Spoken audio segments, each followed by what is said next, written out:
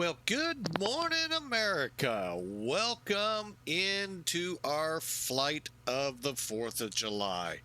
It is Independence Day here in this country, the USA, and we are preparing a flight for you from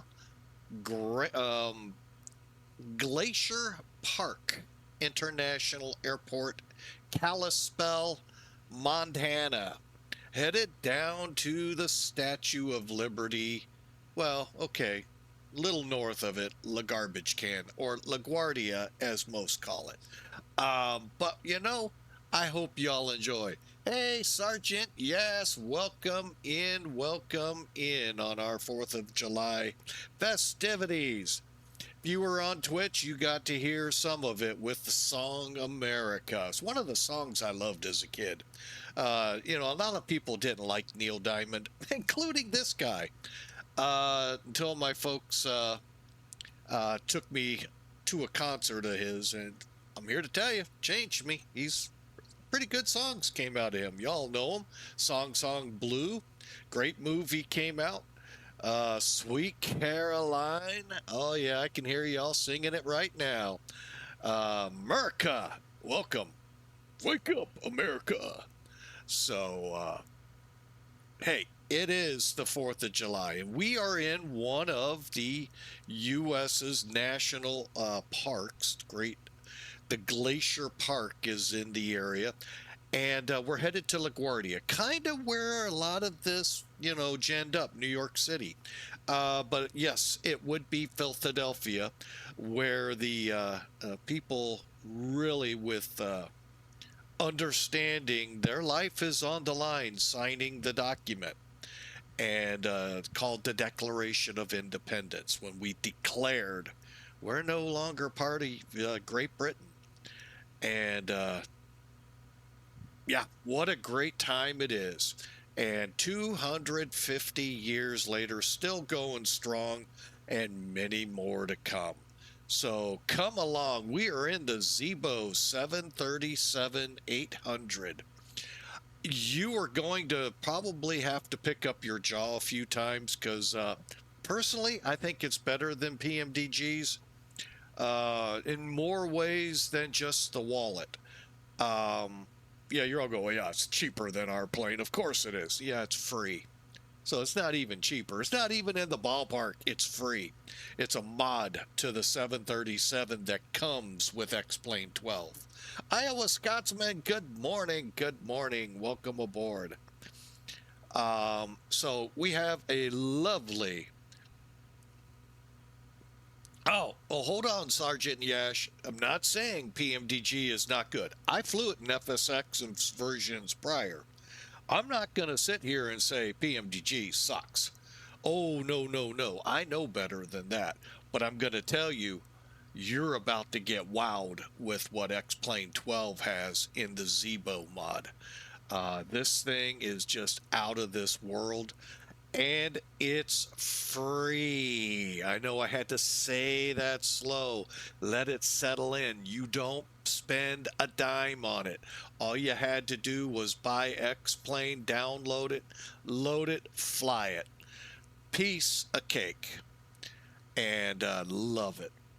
So, and I'm not here to knock that other sim. I'm just not going to fly it. So, there's a whole lot of reasons beyond some that I have talked in. So anyway, that's negative. Today's a positive day. It is Independence Day here in the U.S. Let's get in her. Let's get this plane up and running. And hope you enjoy the flight to LaGuardia. Okay. Before we leave this spot, many might be asking, why is the jetway not to the plane? That's because some of the features that Zibo has, I got to do from the cockpit to, little showman here, okay? So hang on, let's get in there now and show it. So again, you're looking at, hey, that's just PMDG. What's the big deal? It's free, is the big deal. All right, so we are in alignment. I think we're aligned. Hang on a second. I had it started. Yeah, we are aligned. All right, just getting some things set up on displays. Okay, we're good there. Cool. All right, so basically what I did during that, 8 minutes? No, not even 8 minutes yet. Oh yeah, I guess it could have been. Well, looks like about 4.5, 5 minutes. I did a little bit of the pre-flight on the plane. I'm just going to go back through, and since I was kind of hurried, trying to stay within the confines of the great song America by Neil Diamond. And yeah, I know, most likely going to get a copyright gig, but hey, it's only on Twitch. So anything you miss, catch it on YouTube. So we're going to head up top here and take a look. All right, so we got the batteries obviously on, or you wouldn't see any of the bells and whistles lit up. The standby power, ground power, and AC/DC switch is in ground power. Cool. All right, the alignment is complete. Cabin utility power switches is on. In-flight entertainment, or IFE, switch on. Emergency lights armed, and exterior lights set for the job at hand. Window heats are on. This is not a normal flow. I do post it from time to time. Just plan Saturdays, 9 o'clock, and a lot of times I have no idea what I'm going to fly by Saturday, so I don't post it, but it's up on Discord. And that's where, when I do, sometimes I'll get over to YouTube and put a text message in there. I can't get pictures to fit the parameters. I don't understand what they mean by their parameters. So we go with just the text. So, all right, so let's see, where did we leave off with? The probe heats, the anti-ice, the engine. Anti-ice, the engine pumps on the outer. Inner pumps are your electrics, all off. Okay, technically the engine pumps are in the on position, but because the engine isn't running, it's off. Hey, Pratt PT6, welcome in. Fuel pumps all off, and trim air now on. And let's just make sure here, recircs. Oop, I just turned them off. Auto set to isolation valve to auto. All right, and we can, here in a few, crank up the APU. All right. I am missing too much here. Hang on. Hang on. I got a text message. Oh, okay. I'll deal with that later. All right. And over here to Twitch. And we'll fire this up.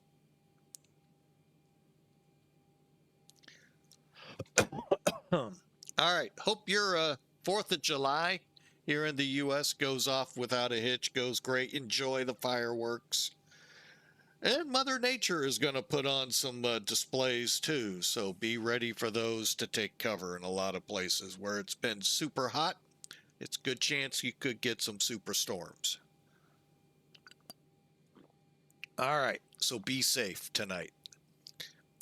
All right, so so we've gone through the gambit here. Everything looks good. Altitude set. 35,000, and let's drop back down to the main panel. Now,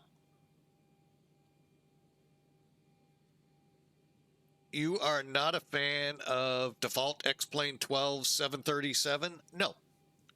Actually, I'll be honest with you, Pratt, I never touched it. Hawker 125, when I came over, put me right on this mod. Yeah, I've been there ever since with the Zibos, and they've been a phenomenal mod. Just phenomenal.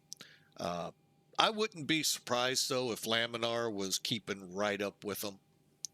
kind of like their A330-300, really phenomenal aircraft. We've flown it a couple times here. I just can't get over Tolis's A330-900. So, all right, so let's get in here. One big difference between the PMDG and this one is you probably can click here and that pops up. Not here. But that's just one thing. Actually, you know what? We need to start the plane getting loaded.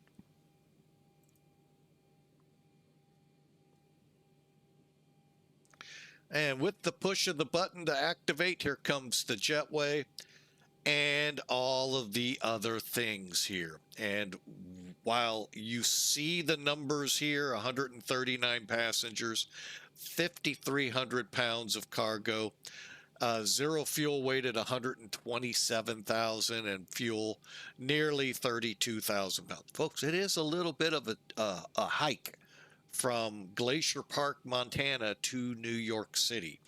New York City. And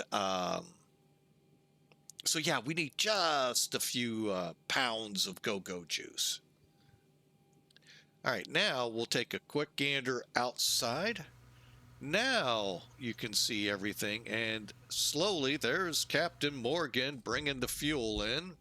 Let's hang tight here to hear him say that.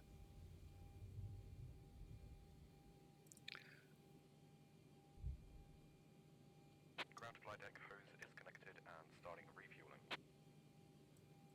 Okay, and come up to here. All right, now we do have the camera behind the cockpit here. You can also switch it. And I'm sure you have this in that other one. To the left side. The galley side. Whoops, wrong one. Galley side. And then to the left side, which would be showing you the open door to the jetway. That's where you would walk in. We're going to go ahead and put it back to center real quick. Turn it off. And let's put status on there for now. All right. And it's going to take a little bit. I think we were at 8,000 or 9,000 pounds of fuel prior to, and we got to go to 31. So it's going to take a few minutes. So let's continue on here. Let's take a look. So currently we're refueling and loading cargo. Let's look outside. They're here. They just are either opening or closing. Just closed that one. They're open that one.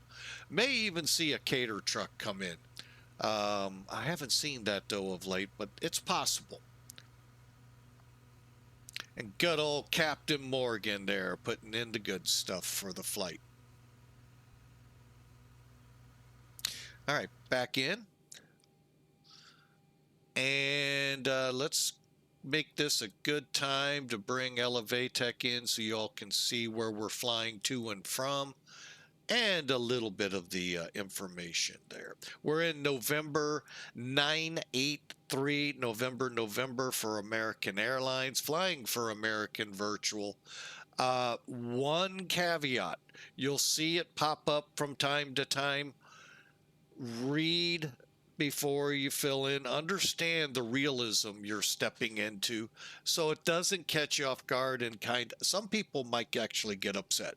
It kind of rubbed me wrong just how, they took it. But then over time, I actually kind of liked it. So you might be the same kind of person and you might just say, nope, in it for the fun. And that is what flight simming is all about. The fun.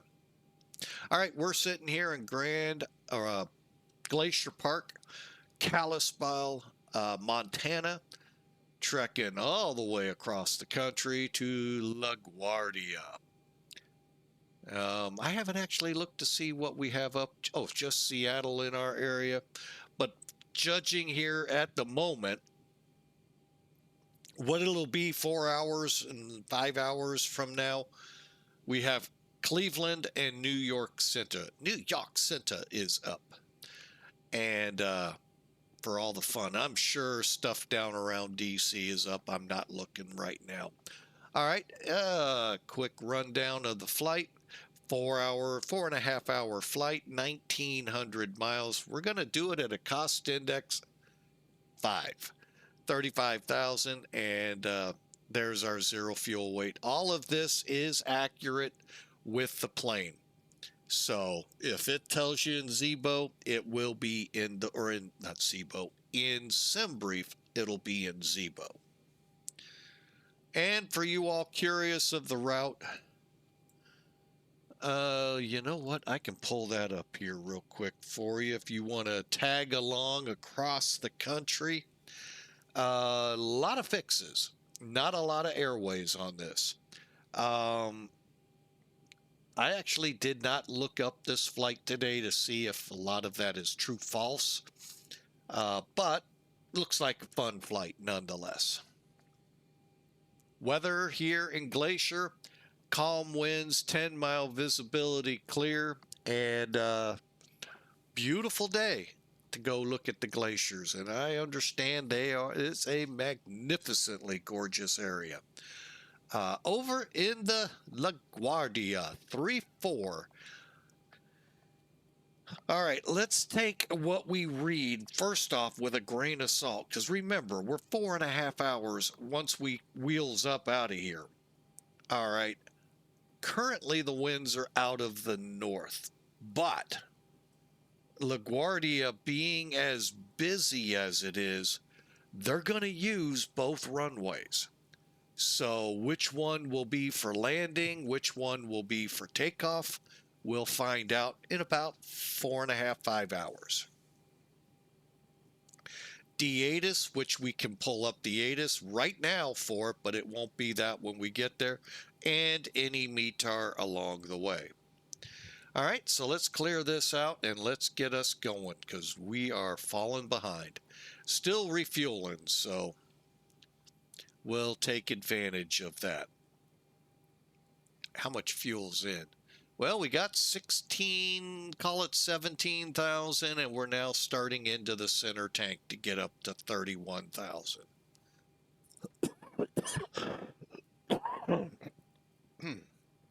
Made mention of this on the last stream, how if you look at the domestic routes, and a lot of them take about an hour of ground time, and many of the long domestic routes take anywhere from 2 to 4 hours. It's because of refuel.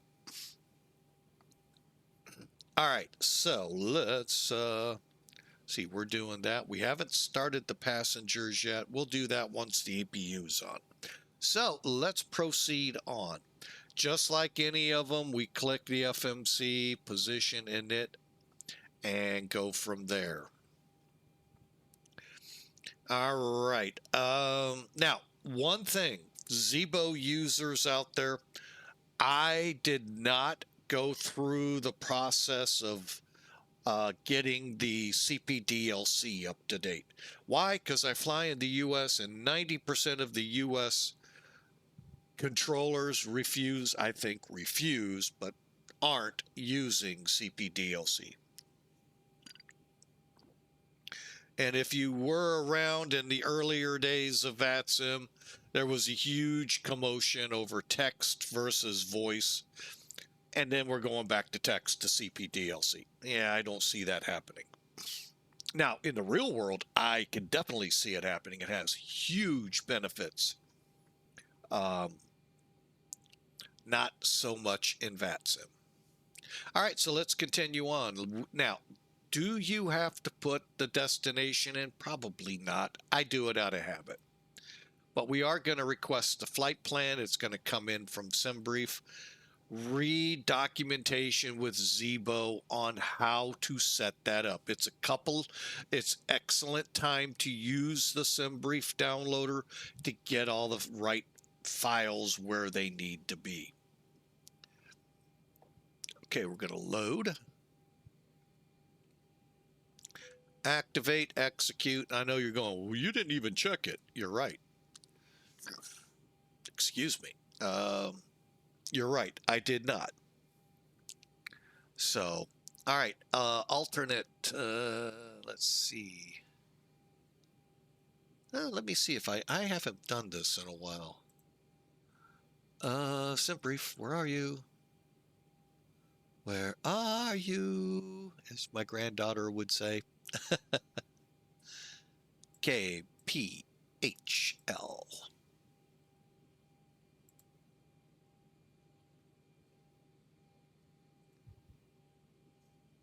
All right, I don't know if that worked or not, or if I jumped the gun. Okay, so we'll go to legs real quick, and now we'll check it off. Okay, we're going to Scott. Oh, wait. Oh,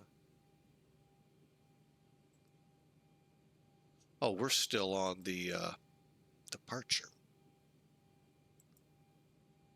There we go. Scott. GTFQ12S. Direct KP. Where are you? Where are we? Okay, there we go. KP09 Yankee Timmer. KP06 Charlie. Smurf. La la la la la la. Sorry, couldn't resist. GEP Lakes. Hopefully I didn't put that on your mind all day. Bitters, SVM, CXR. Tessie is next. Oh wait, I think we're on an airway. Yep. N2 Proud. What? Okay, yeah, we'll be doing this here now. All right, let's look at our departure. Okay, they're calling runway 2 and Ridge 2 and Scott, I believe. Scotty, warp speed.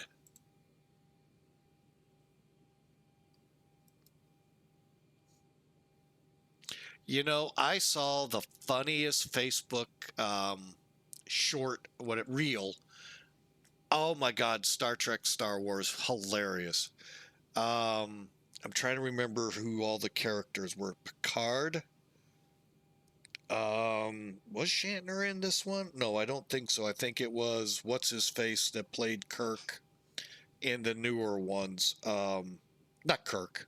Oh yeah, he did play Kirk. Can't think of his name. Anyway, those two sitting at a desk saying how much better Star Trek is to Star Wars. Darth Vader walks up and Picard starts telling him how much better Star Trek is to Star Wars. And you know how Vader would just put his fingers ever so close together and would choke the person. Leonard Nimoy's character beams in, comes up, puts the Vulcan grip on Darth Vader, and he passes out. I thought that was just too much hilarity there to show that, yes, Star Trek is better than Star Wars. It was a great reel. Oh, that was so great. Sorry, I know a lot of people out there love Star Wars. I have a hard time staying awake in Star Wars, so, but they are good shows. But that was pretty good. Okay, so back to the route. Let's do it again for now. Let's go ahead and see what we're pulling down. The ATIS is saying that VATSIM's up. Let's see. They following suit. Approach, landing, runway 22, departing 31. And that's how that busy airport functions. Let me go real world here. Departing 3-1, arriving 2-2. That's a good bet. We might run into that. So let's see how we're set up here. Runway 22.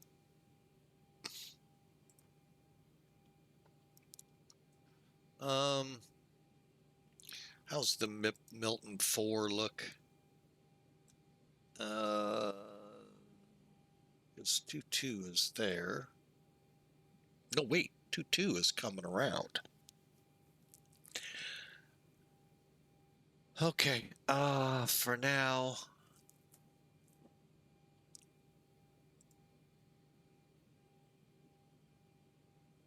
ILS, okay. flight deck, fuel is all loaded up and you are good to go. MIP. And we're coming off East Texas, I believe. ETG. Let me check my routing. ETG. All right, execute. All right, now when we go through legs, everything will make sense, except for the fact this guy did not put the ILS in. There we go. All right, now let's do this, and let's walk through it. So Ridge. We are going out to Scott. So off 2-2, we're going to see Keck, Evil, Knievel, Ridge.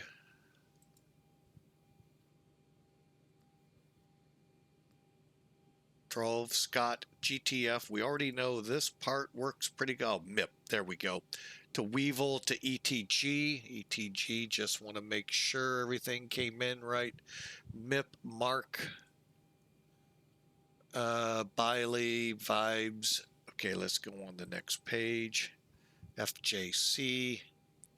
Lizzie, Booty, Harm, Drems, Apple. Proud. All right. Proud to be an American.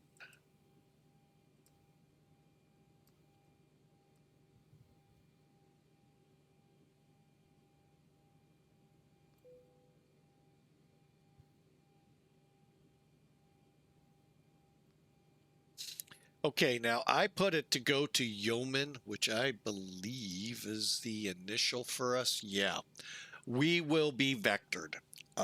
There is no showing how to get up there, which I find kind of odd for New York City, but hey, it's what they did. All right, so our route's in. Let's go back to route. Perf in. And first off, let's get the APU of the running.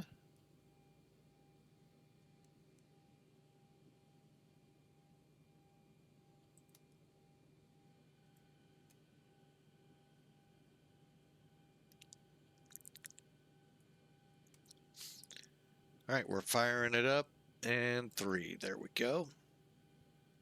Take a couple seconds. Once it is indeed fired up, we will commence boarding. Boarding, if you didn't catch the hint here,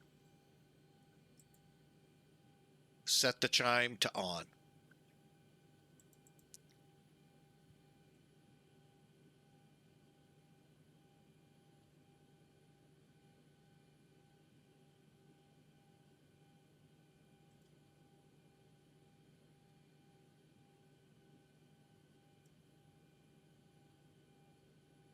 Okay, let's see how we're doing on the okay, APU is up and running and the generator available. Bleed air. Go up to APU. Chime. Was it on or auto? Oh, it's working.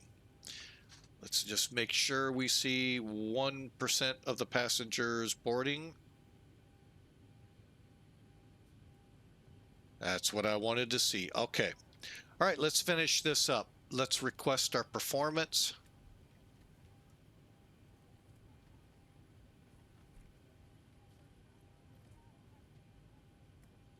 It's just going to ask us to load it. And that's it. It's not going to ask us to accept or to execute anything. It's just pulling what's on the plane. All right.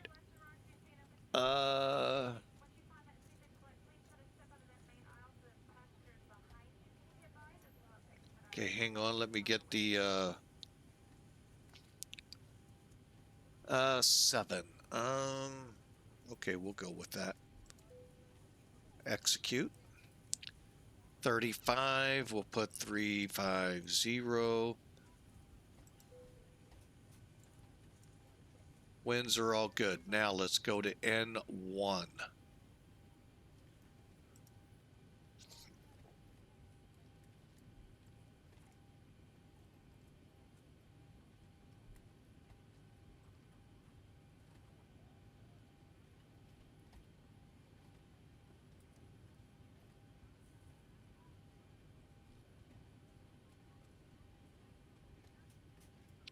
All right, I forgot again. Hang on.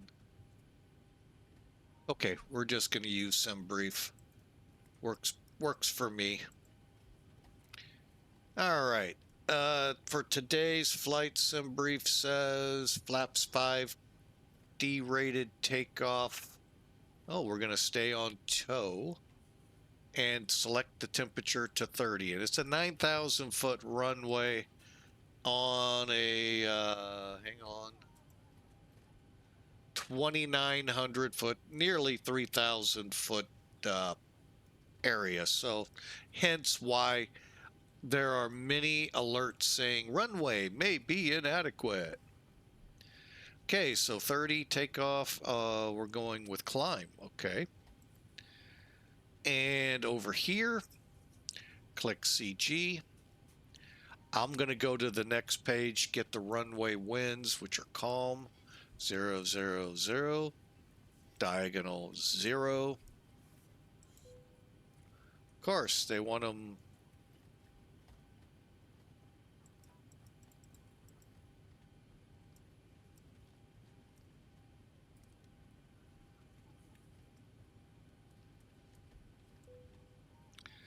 Really? I got to put a number in. Oh. Okay, runway slope.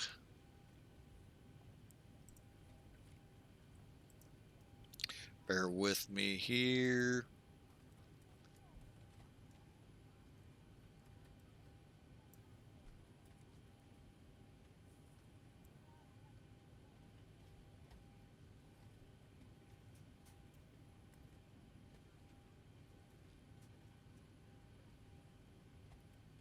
Oh, where's my takeoff weight? Where are my weights?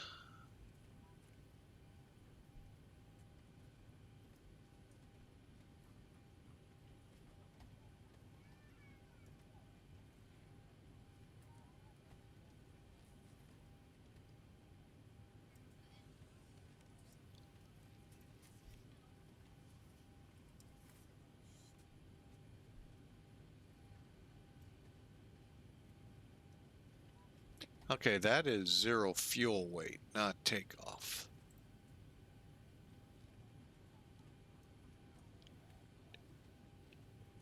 Okay, I got it now.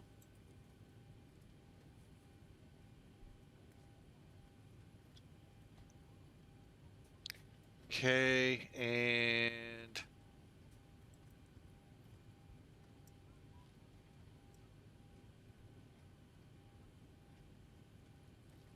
oh,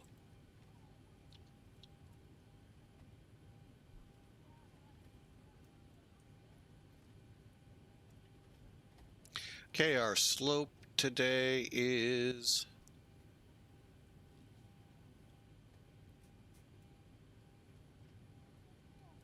up 2.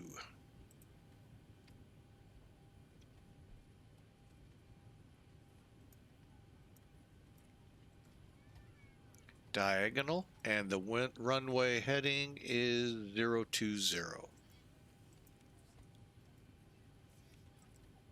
Okay, dry. Go back and finish things up. All right, so flaps. What are we going flaps wise out of here? 5. Okay, we're looking at speeds.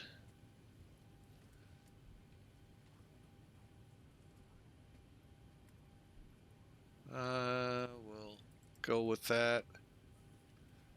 Go with that. Go with that. Okay, perfect. Everything's working out perfect. All right, and that there, finish that up. Let's just click legs over here. Oop.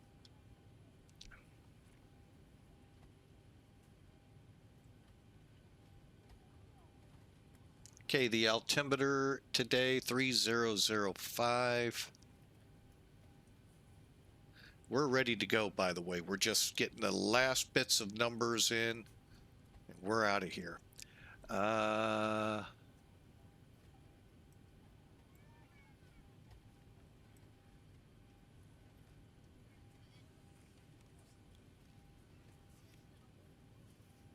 Okay, 400 for our radio.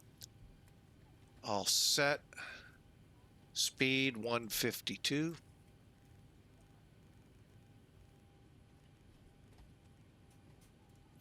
Plus 10, let's put it at 162. We said 020.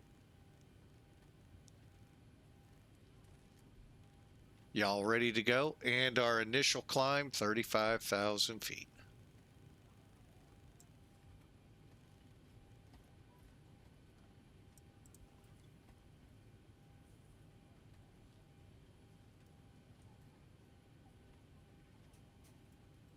Yep, that's our setup. We're ready to go. Flight directors on.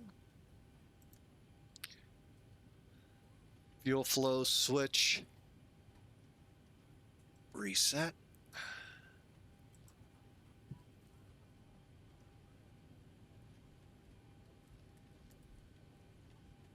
Nine, 8% to go. How about that?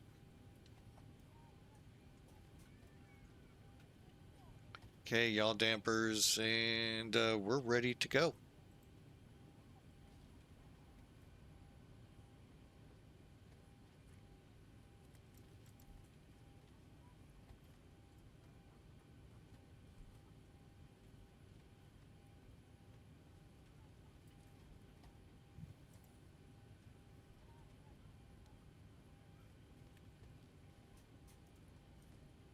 Okay.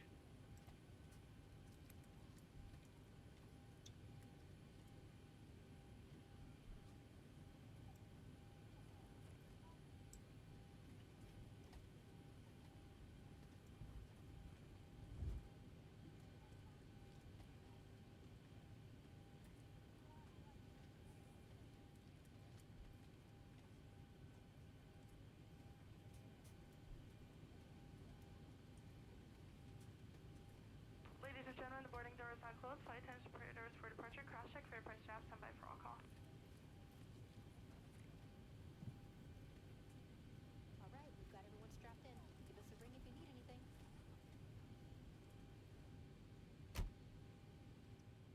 All right, that's our cue.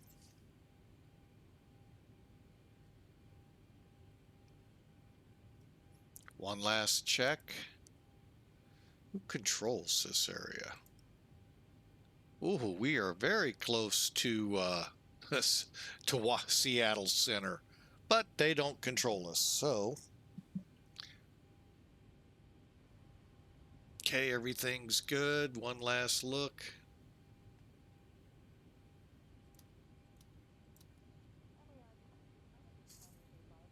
All right, fuel pumps on. Beacon on. We're ready to go, folks.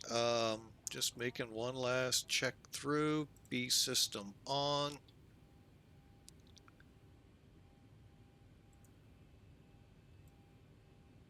Fuel pumps with fuel on.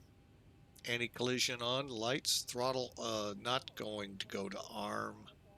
Not this early.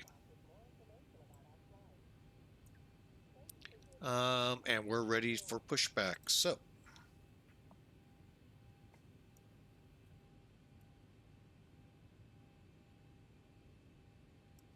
Ground to cockpit. Please show me where you want to go.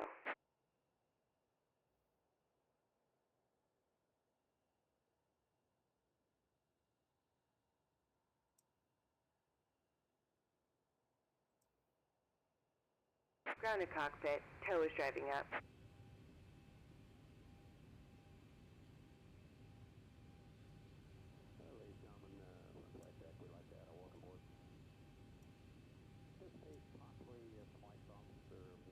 Some choppy airs. We climb out as a precaution, keep our flight attendants seated for a few minutes.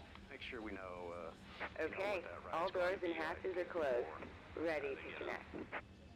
Also appreciate it if everyone would remain in their seats during that time. Thanks for being with us today.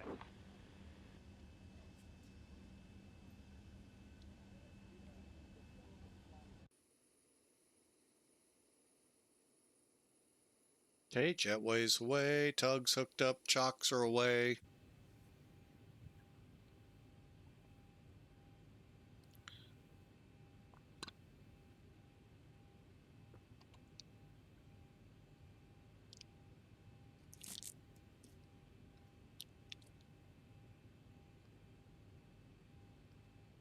Tow connected and bypass pin inserted. Release parking brake.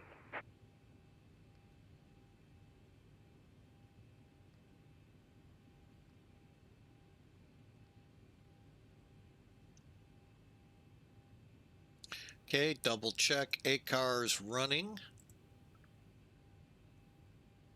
Beacon, make sure is on.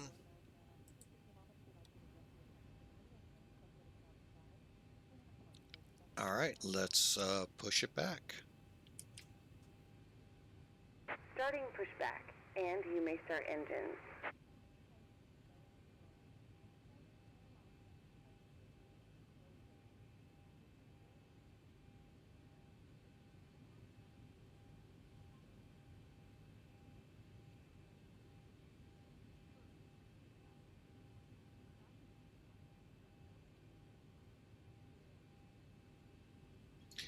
Okay, for engine start, you got to make sure you turn your fuel pumps on.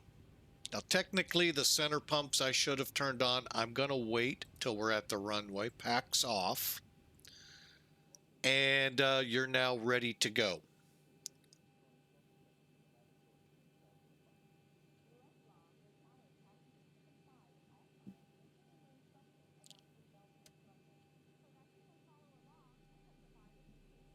And when you feel time to start engines, start engines.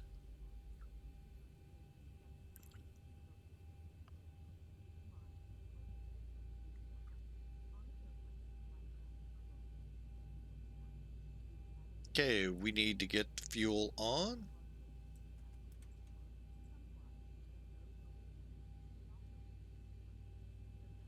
Okay, fuel's coming up.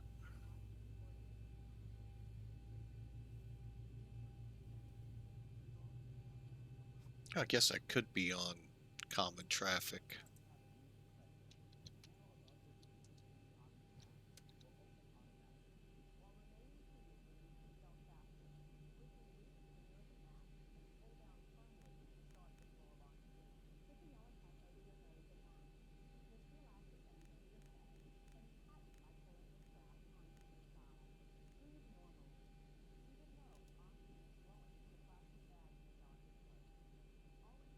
Kalispell traffic, American 2960, pushing back out of gate 6 for runway 2.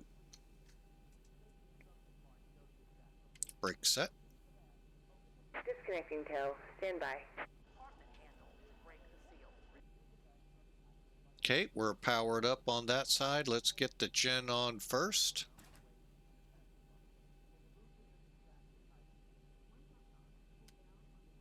And then we'll do the same for engine number 1.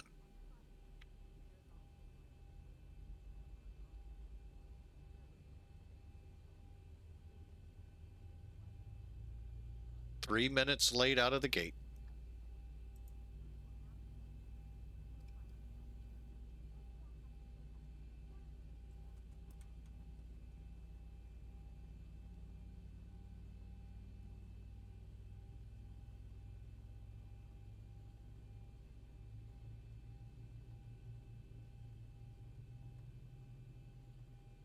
Tow is disconnected and bypass pin has been removed. Hand signal on the right. We'll see you next time and have a safe flight. All right, thanks for pushing us back. Those new to X-Plane or curious about X-Plane, we have a default pushback tug. However, it's just limited to 90 degrees either way. Better Pushback is a free plugin for X-Plane 12. And it allows you to kind of, there are some times when you may have to zigzag around things and all. Better Pushback will allow you to do that. So, and again, free. Okay, looks like we're fired up on engine 1. Let's get that generator on.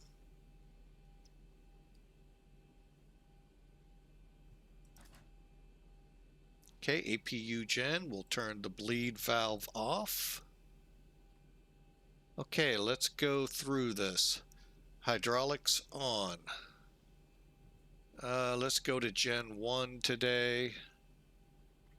Our probe heat.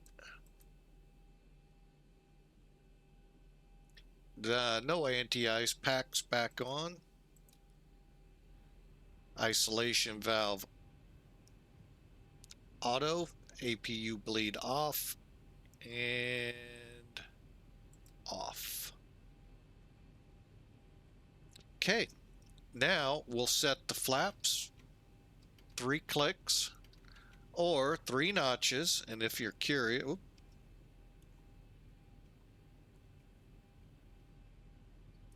3 notches down, 1, 2, and 5.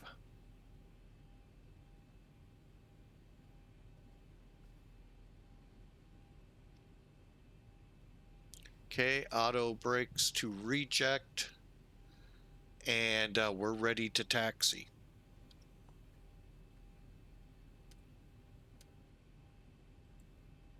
Cabin's ready.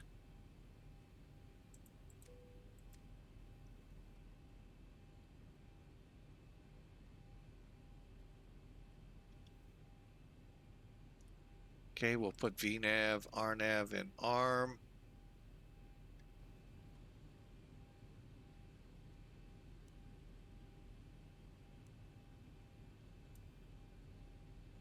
Okay, we're ready to taxi. Kalispell traffic. American 2960 taxi to runway 2.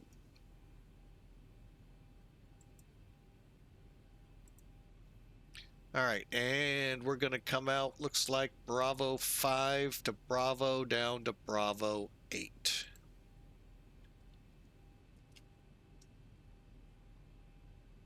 Brakes off.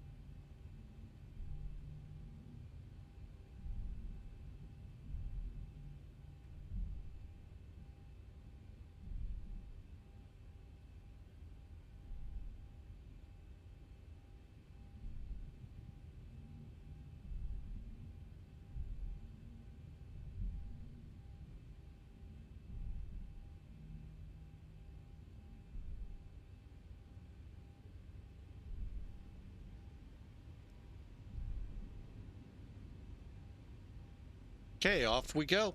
Down Bravo to the end of the runway, Bravo 8 for takeoff. Again, 2,962 feet above sea level here. So, real quick look at the METAR. Current temperature here, 14 degrees, which for us translates 57 degrees. It's a 9,000 foot runway.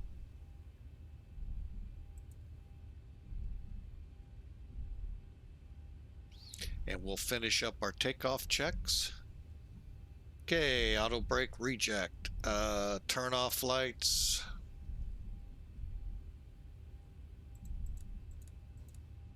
Taxi lights on. Engine starts, continues. Extend. We'll put the rest down in a minute. Okay. If we haven't already, let me check. Terra, okay.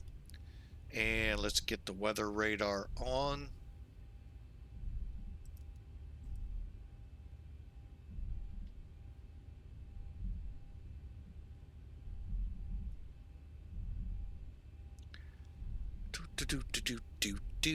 Armed and arm the auto throttle.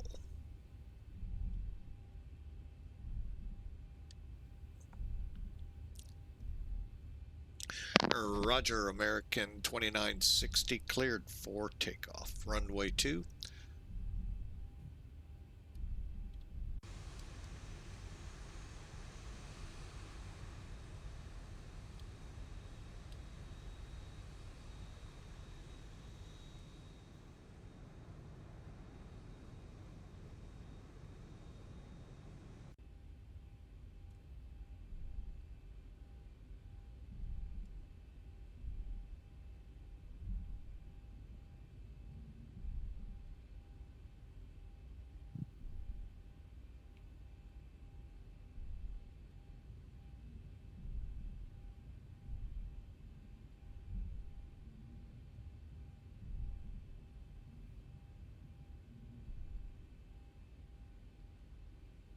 Okay, timer on.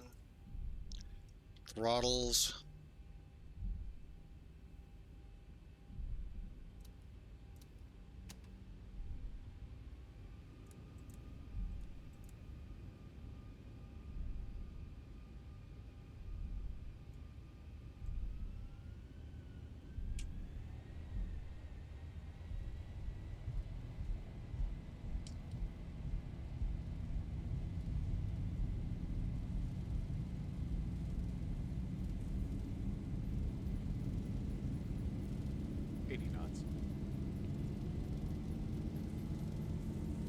Okay, there's 100.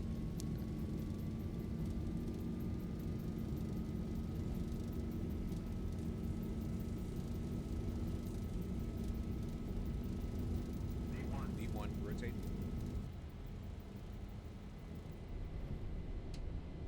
Positive rate.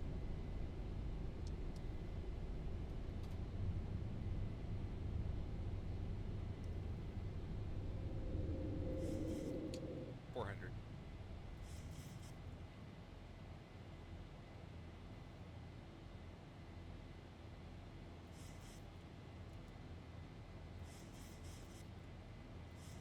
$1,000. Gear up. Dive! Pratt PT6, welcome again in. Thanks for the dive. We'll keep climbing out. Thank you so much. All right, I am actually gonna pull back a little on this one.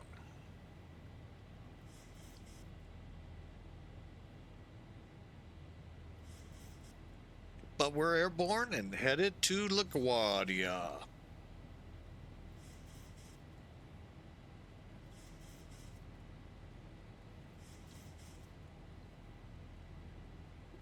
Y'all know LaGuardia's been in the news with that horrifying collision on the runway.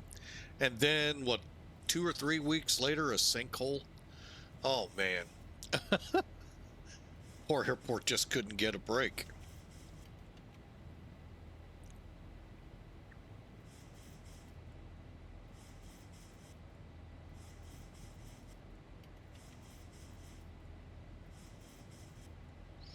So we're headed there, and it's because of New York City and the Statue of Liberty, where everyone coming to America used to come through. But that has changed. Not getting into the politics of that change, it just changed.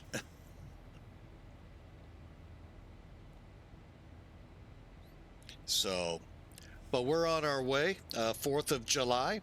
Those on Twitch, hopefully, got to enjoy the song America by Neil Diamond. I knew if I put it on Twitch, we'd be muted. Correction, YouTube. That's why that wasn't the lead-off song here. Because I knew it'd mute us. So, but yeah, welcome to America, folks. We are flying from one of the national parks of the country established by Theodore Roosevelt. Teddy Roosevelt, one of the presidents, and he set up a lot of the national parks. Not sure about Glacier Park, but I wouldn't be surprised. Yeah, we're headed to LaGuardia. All right, we're through 10,000 feet.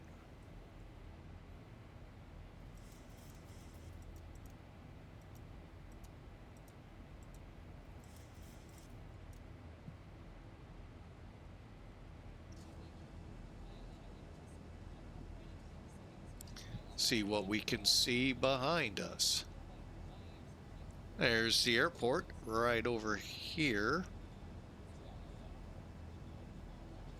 But yeah, this is, I would love to see this place, preferably. Better not mention. Oh, you know, I've got my own complaints about the guy, but I voted for him. So I voted for Trump. So not afraid to say it, but I do have some concerns but you know, that's part of being a human being. We have our own opinions and own thoughts. So, but no, back to Glacier Park. This is one place I would love to see one day. I know Amtrak runs a train through here.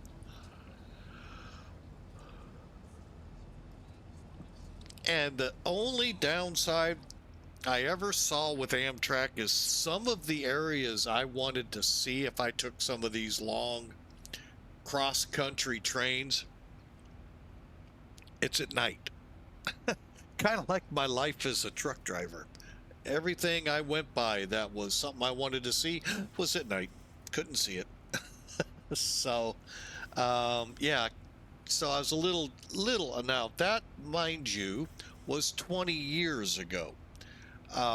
Kenny Rogers has a great song on that, but by anyway, 20 years ago, they may have changed their thought processes. Let me put it to you this way. I hope they have. Because when you're going through these mountains and in that lounge car, that Superliner lounge they have, oh my gosh, is the views are just unreal. So,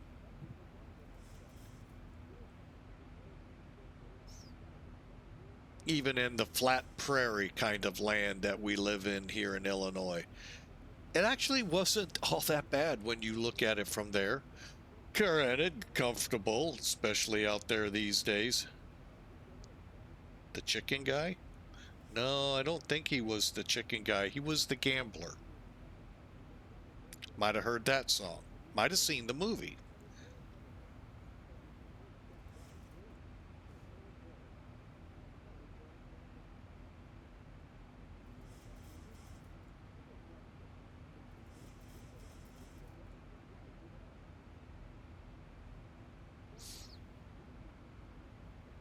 So we are still climbing out. We're not even through 18,000 yet. All fuel pumps are on. Double check.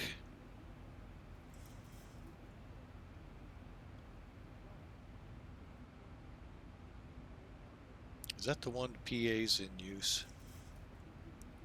I think so. Are located at every seat. While you are seated, please keep your seatbelt fastened and visible to the crew. Mr. Scott, take us out of warp speed. Turbulence can happen unexpectedly. If you open an overhead compartment, use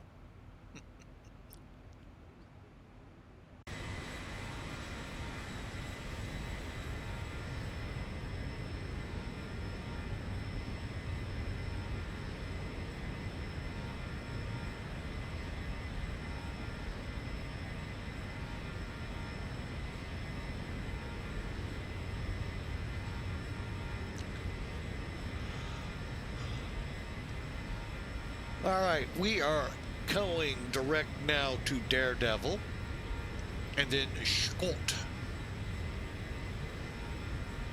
and then on to LaGuardia. 18,000. Let's go standard there.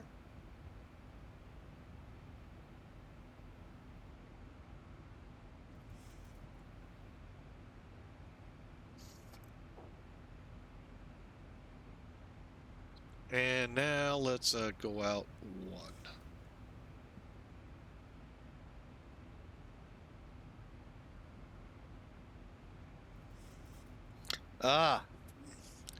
The only way I can answer that Pratt PT6 is this, I believe, is the only aircraft mod I have. Now, I had another one in X-Plane 11 as well. I really wish that would have came to X-Plane 12, and it was for the C90. But overall, I actually fly the Tolus, so I guess you'd call those mods. The Tolus, the Fearless, which we had you in the last stream. What's it called? Just Flight with the BAE 146, and even the Throndas. Well, I'm going to call them mods. I prefer those, yes. Now, why sometimes I won't jump into GA aircraft other than the C90 and the Citation? The GA aircraft are actually pretty good. I have flown a few of them. We did fly the 172 in stream last year, I think it was. But when we start getting to that glass cockpit they now have, I just can't wrap my head around it. And so I just kind of stick with my normal stuff. The Aero, that's about as glass cockpit as I can handle when I fly that. You got to understand, when I flew real planes back in the mid 80s, we didn't have all of these fancy schmancy glass nav displays and horizontal situations. Well, we had HSIs, but we didn't have all of the fanciness that these nav displays of today have. We didn't have FMCs. We had a cable and a guy knocking on it to make sure we stayed on course. No, just kidding. What have you flown back then? Coming from Juggernauts. We flew the Tomahawk, which I have since then learned not the greatest plane to train in, I heard, which was fantastic for me. The Piper Warrior Archer Aero and Saratogas, all of which I really love. Cessna 172 I flew. Bonanza. Is it the V35 because I'm saying V with the V tail? Because I flew that. That was a very cool plane. But I'll get back to the but. And then I logged 1 or 2 hours with an instructor in the Seminole on a ferry flight we had to do to take it to maintenance. So I got to learn a little bit about twin engine flying. That's about as much twin engine flying I've ever done in the real life. Had about 300 hours or so, and just so doggone expensive. I really doubt I'll ever get back to real world flying. Rent is through the roof on the planes. It's just a very expensive deal. Even owning a plane isn't as cheap as many people think.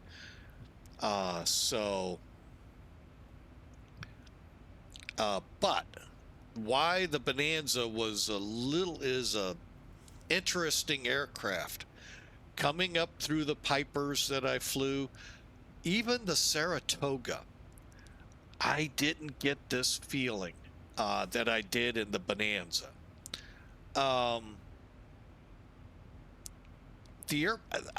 The trick to the Bonanza and aircraft of that type is the aircraft can get ahead of you quite easily.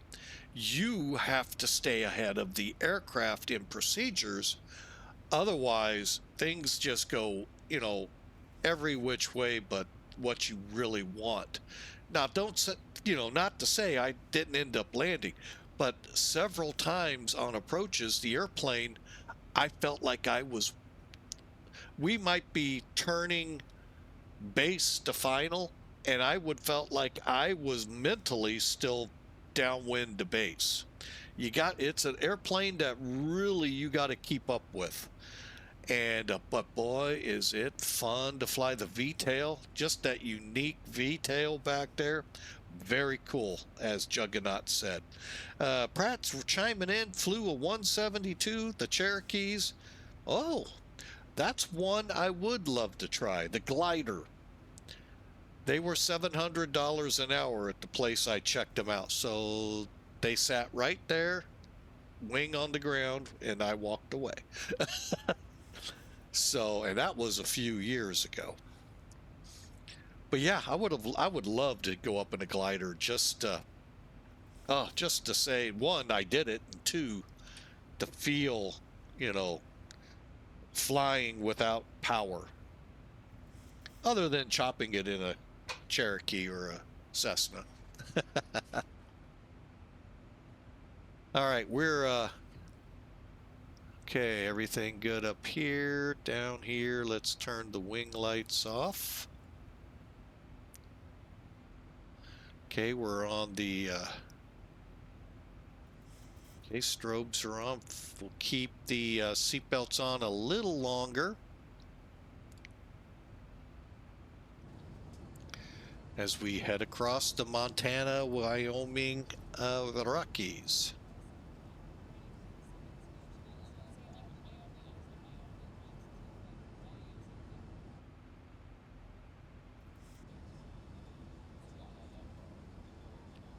And if y'all haven't gotten a chance, it's up on YouTube at X-Plane's official YouTube site.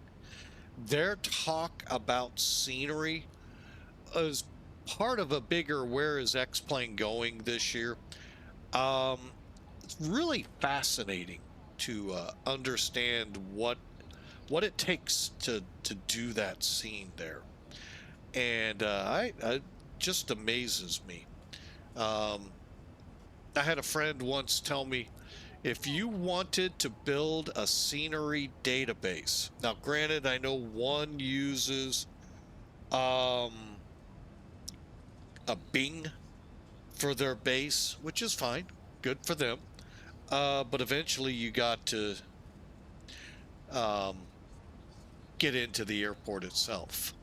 And that's where it was really interesting to see how the scenery meshes work and all of that. Pratt PTC back on the, or PT6 back on the airplanes. No, I don't use the HUD. I don't know. I just have such a hard time with this plane, and I'm trying to think the other ones that I have a HUD for, that it just, the information isn't processing right in front of me. So I find it better to just fly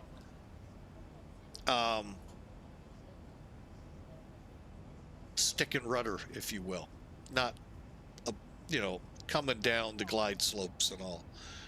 So, but yeah, I can just imagine how quiet the glider is, other than the wind noise.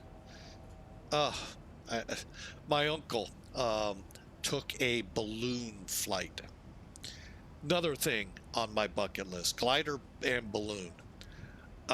He said once you got above, just slightly above tree level, how quiet it got. He was in a busy part of where he lives. He said he couldn't believe how quiet it became.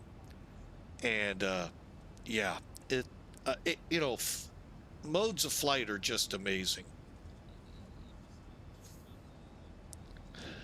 So, but yeah, I'm just not a huge HUD. I don't think I program it properly, and because in this aircraft, you have, you know what, let's do this properly. Okay. There. You program it here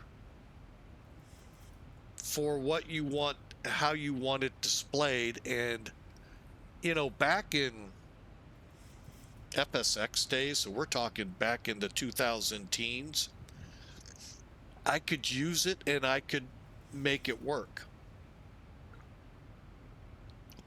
But today, I think I just got away from it so much with the 777 and the 747 and FSX not flying the 737 for quite a while, that I've forgotten the techniques. And then I came to X-Plane, and we didn't have a HUD, or did we? Right off the bat in 2020 when I came over. But when I did get into it, I couldn't process it in my mind.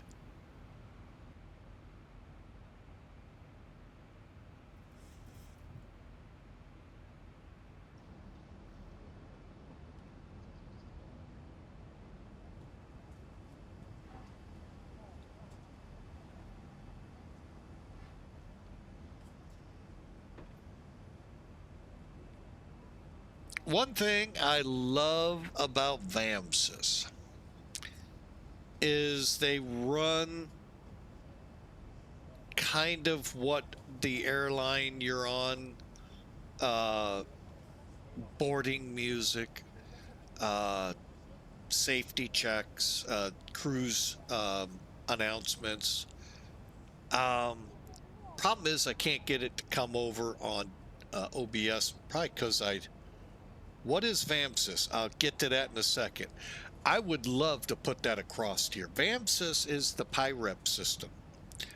Pegasus is the other name for it. VAMSys, VA Management System, I think is what the system is. Basically, VA signs up for it and you get your flights and all in there. It's a really great system. If anyone remembers the VA financial system, FAFS, I think it was. Very similar, just more in depth. To the point that their Pegasus ACARS system can tell you which engine started first. That's actually probably not too hard. Are you on a stable approach? That's not so easy, because there are a lot of rules governing what a stable approach is. And it's just an amazing tool, or amazing thing for virtual airlines out there. And like I said, Virtual American is part of it. Their Fusion airline network of 6 or 7 airlines use it all, and it's amazing to use. And that's why I've gotten over the fact that they really make you try to fly as real as you can in the flight sim.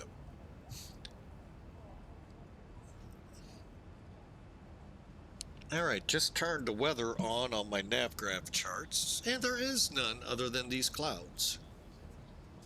Let me look at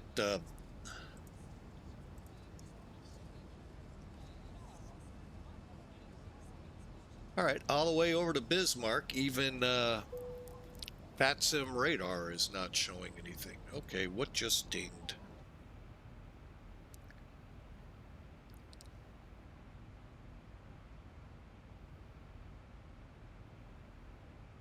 Okay, not there.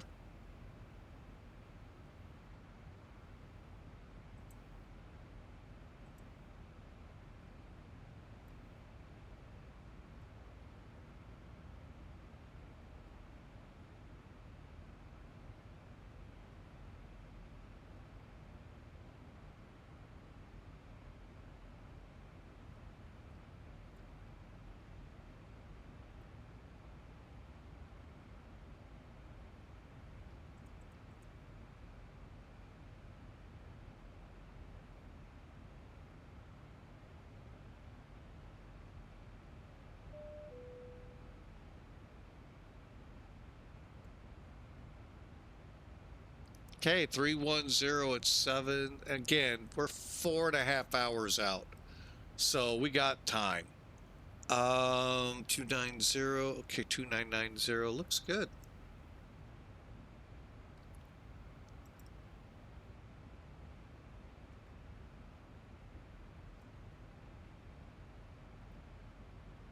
Okay, we were out of the blocks at 1447.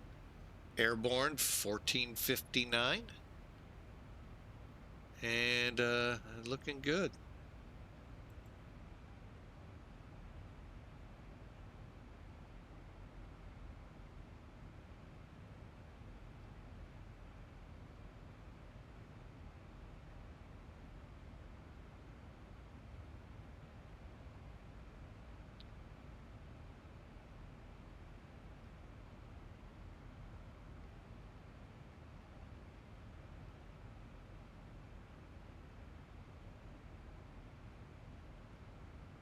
All right, we'll go back to legs. Currently 1,590 miles to top of descent.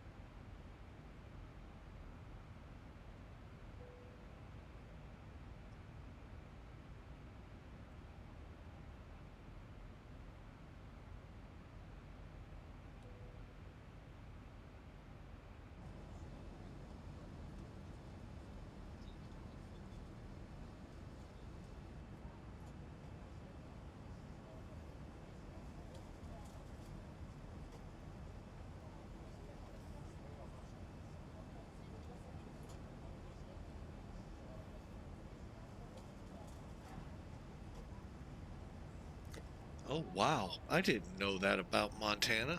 Let me bring this up real quick.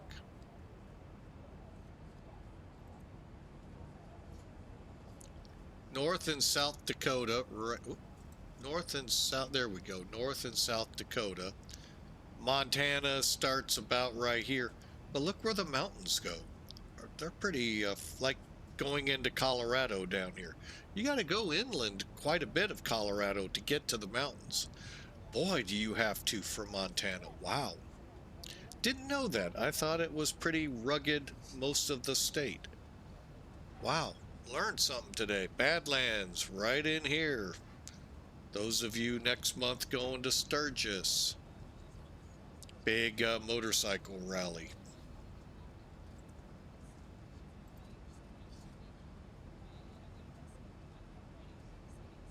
Few bumps here and there, but overall looks like a pretty flat country up here. I did not know that about Montana.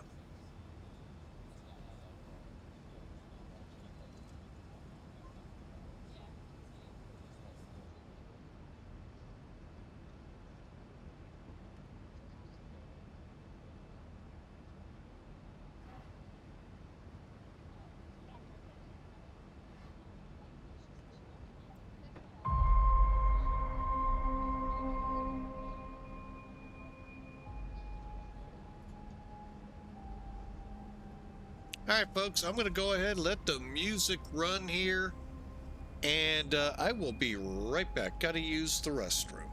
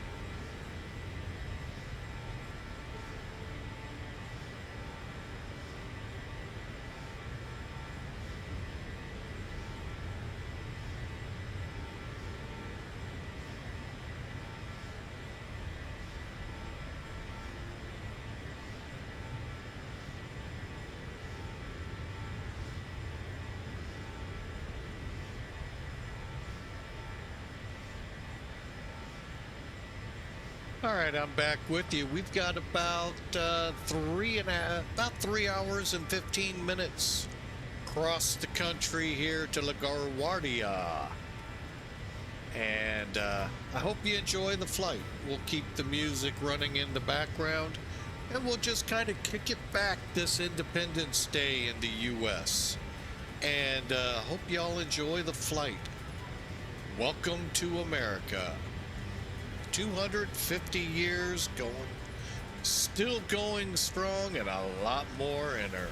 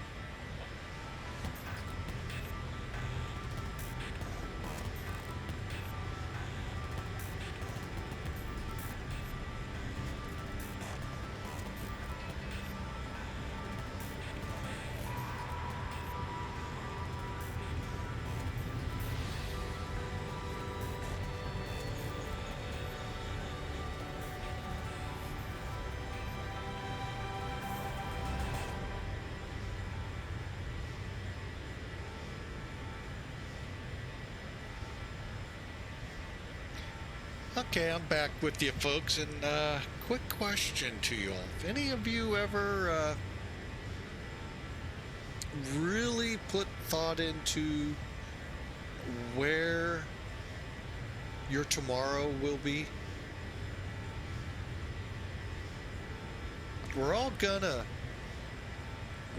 die. I got bad news for you. We all suffer the same incurable disease called death. But then what? You know, I heard an interesting story this week of two men, and okay, could have been a man and a woman, or two women, two people, and the one was a Christian, asked the other, so what goals have you set in your life? And that person said, well, I want to get married to the right person, have children, and do well in providing for them. And then what is what the other person asked? And set up a good retirement, set up a good educational fund so they can go to college, my kids, and we can retire maybe earlier than expected and travel. And then the other person said, and then what? And obviously the other person was like, what do you mean, and then what? Well, eventually you're gonna die. So then what's your plan?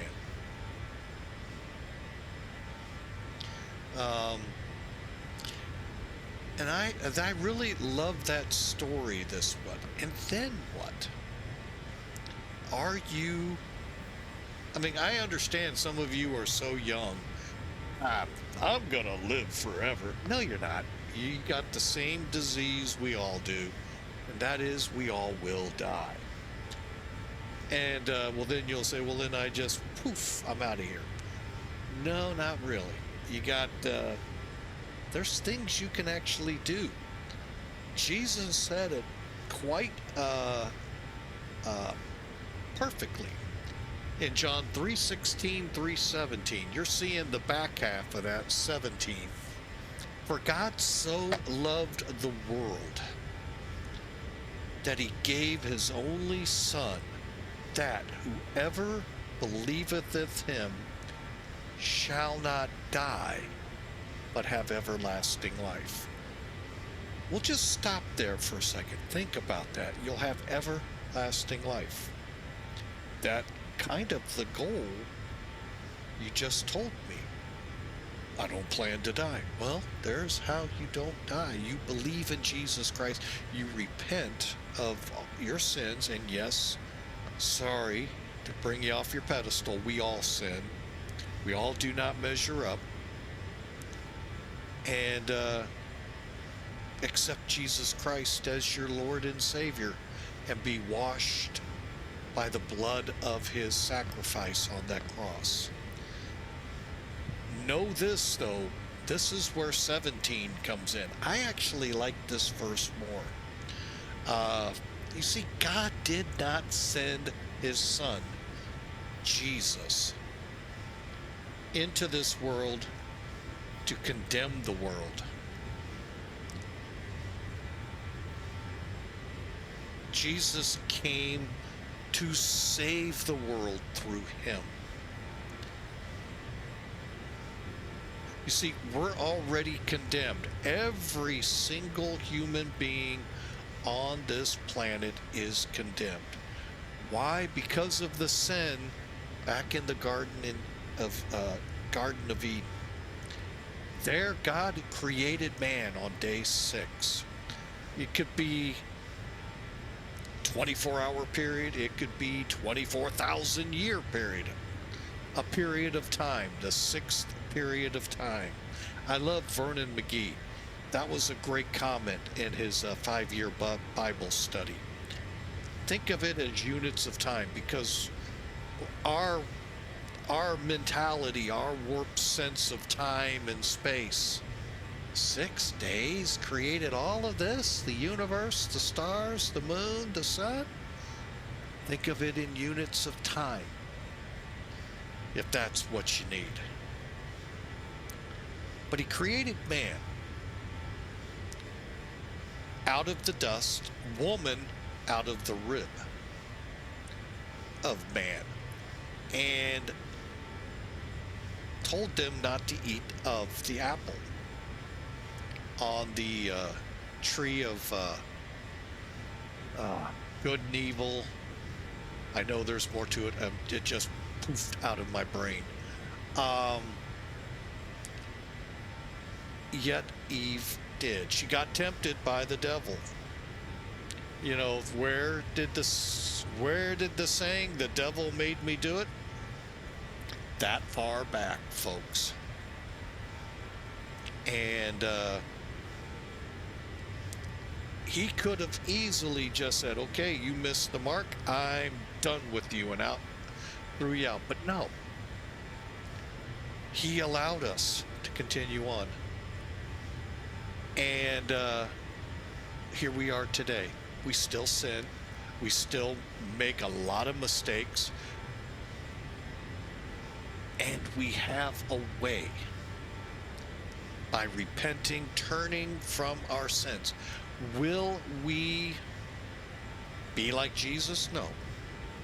Jesus is a heavenly body. We are mortal human bodies. But we can strive to be like Jesus was. Do our best. We'll still fall short. I fall short every day. But know that God sent his only Son, that whoever believes will not perish, but have everlasting life. Will not perish. See, there's two sort of kind of eternities out there. You've got the guaranteed heavenly eternity, and then the eternity of what we call hell. Although it's not eternal, you will eventually die there. Because if you read Revelations, the end of the Bible, everyone, everything in hell will be thrown into the lake of fire, destroyed forever. So it's your choice today. Do you choose the path that leads to eternity with God? Or do you choose the path that they call hell, which is literally just separation from God? See, right now you can call upon God. God will help you.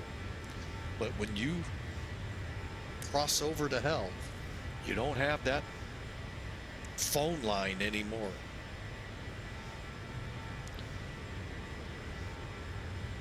It's your choice today.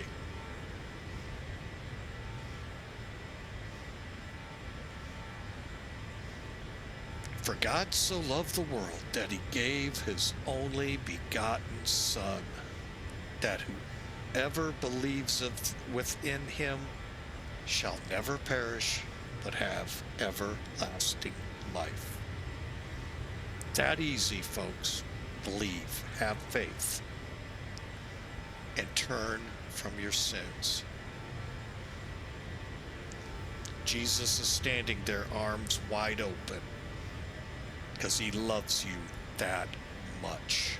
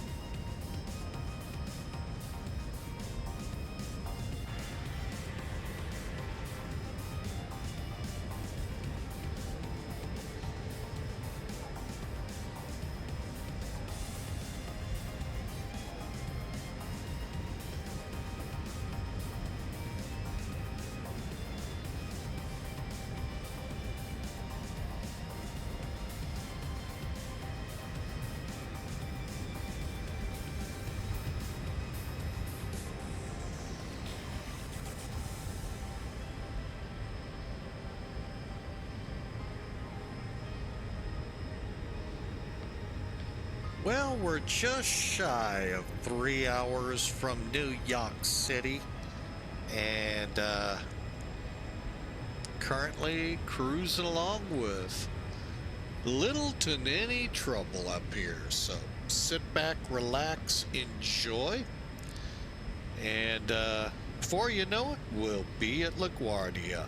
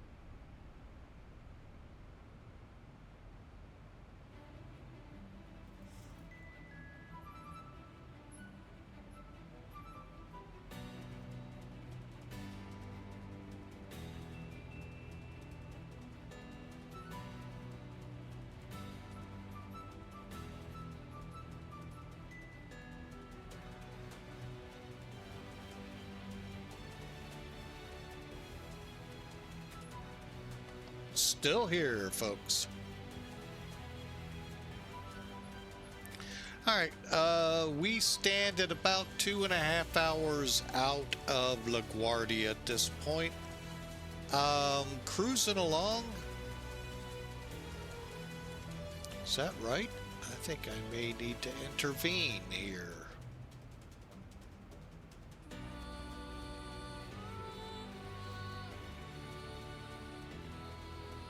Hang on, just checking my flight plan real quick.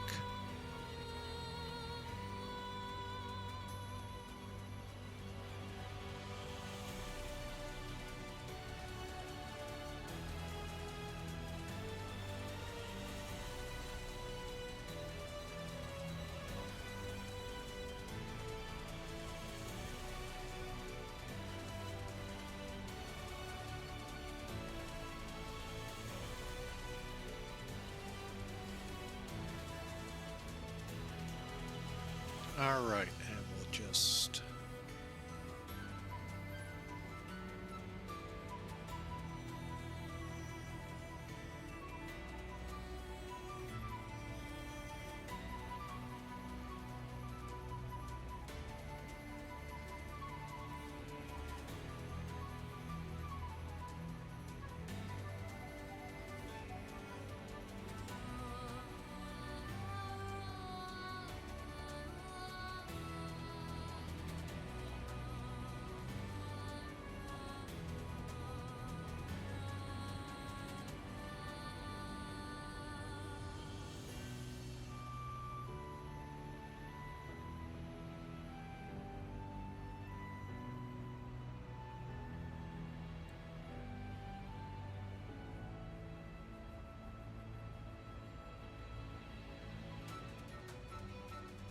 Oh, next up is Smurf.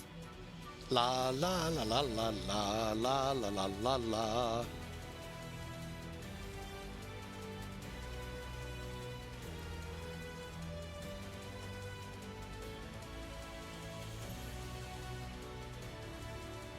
All right.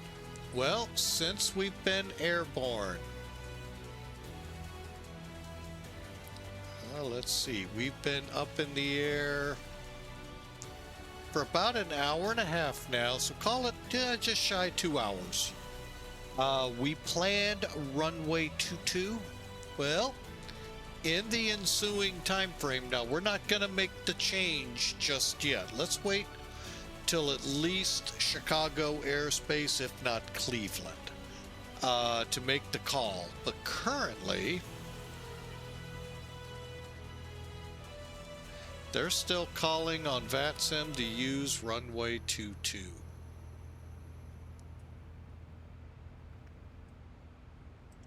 I guess they really don't use real-world weather there in LaGuardia on VATSIM. Because currently the real world, as of 15:51, some 46 minutes ago. Well, that don't sound right. Hang on a second. That just does nuts. Okay, yeah, it does. Now, yeah, it does compute. Now my mind's on track. They're on the RNAV X-ray for runway 31. Landing runway 31.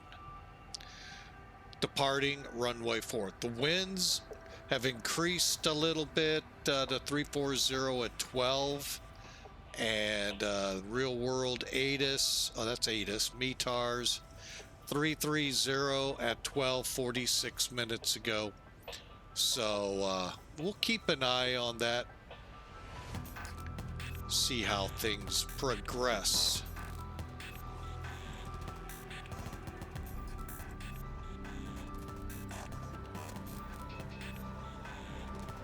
For now, though, I will set charts to runway 31 until we hear otherwise.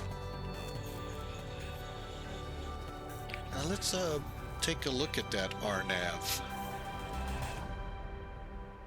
RNAV. Da-da-da.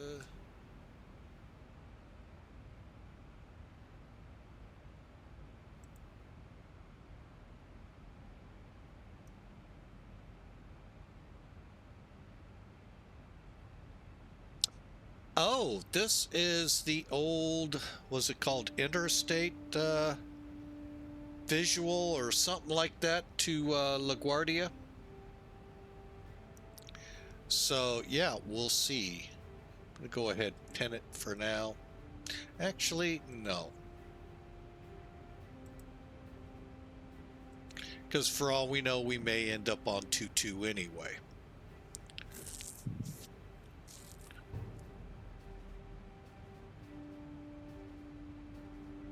All right, so as you can see, this is just a simple 4-hour flight, 4 to 5 hour flight. Add another hour or double it, you can see how things will change in flight from your original planning. So many pilots will just leave just the star in and then put the arrival when they get closer.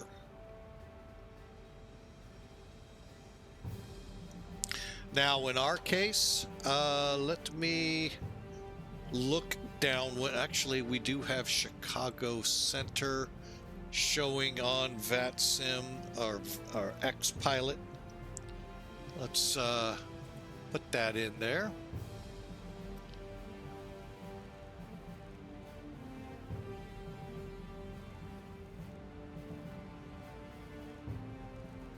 One less thing we have to do as we travel towards them.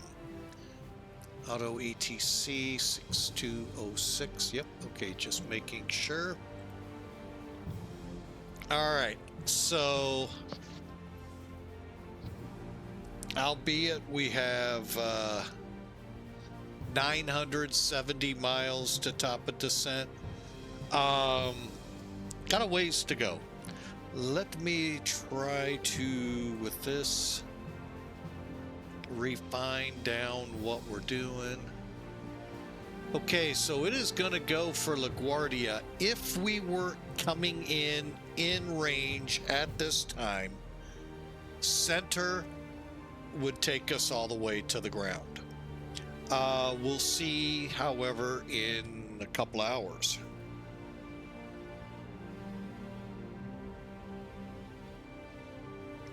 Because for all we know, an approach may come up. So,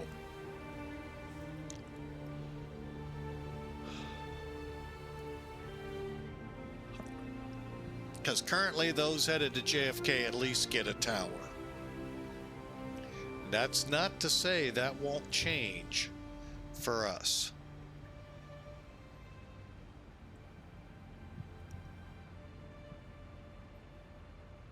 But let's just say we had center, approach, tower, ground. Okay, top down. Approach would let us know our arrival.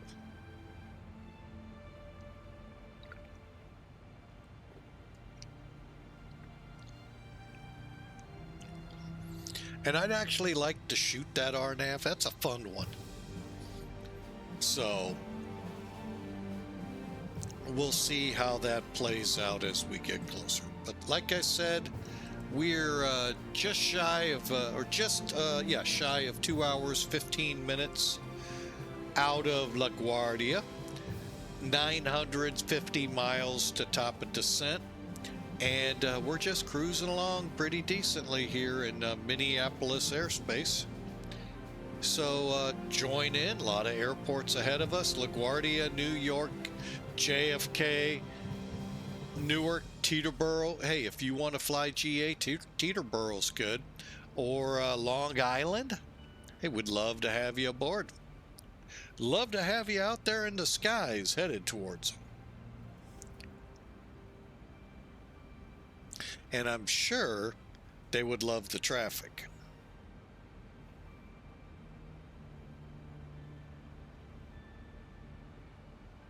So enjoy the flight.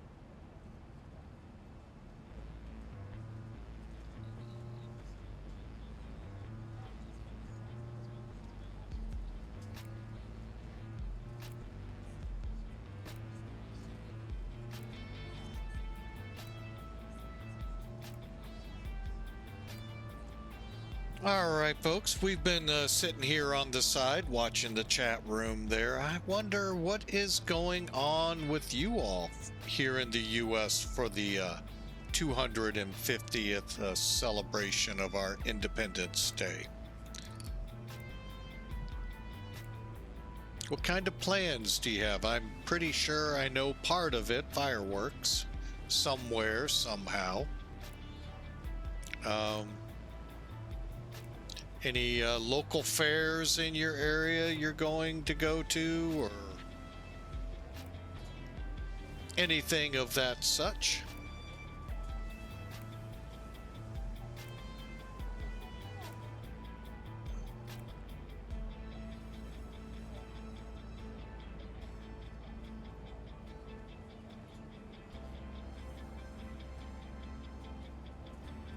Here in St. Louis, we have a chance of man-made fireworks mixed in with heavenly fireworks. So we'll kind of see how that all transpires out.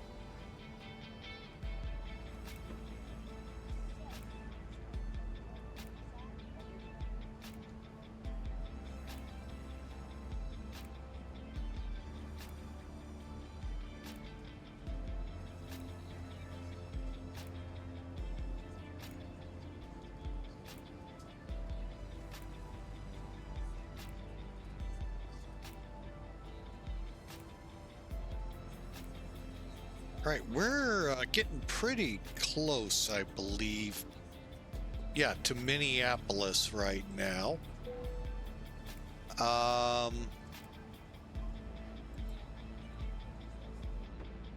Let's take a look what we can see down.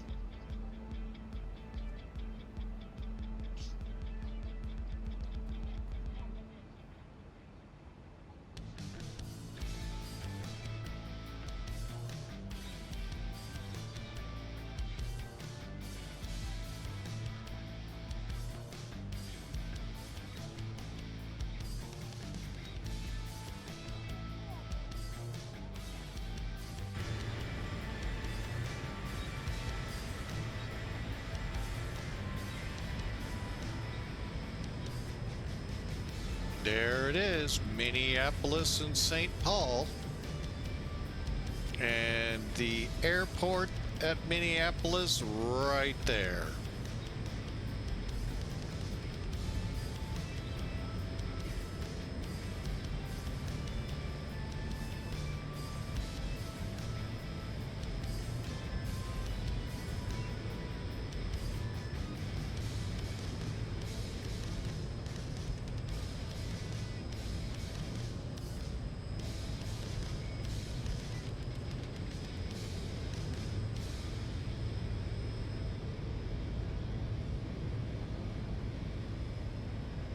As we look at the huge metropolitan area of Minneapolis.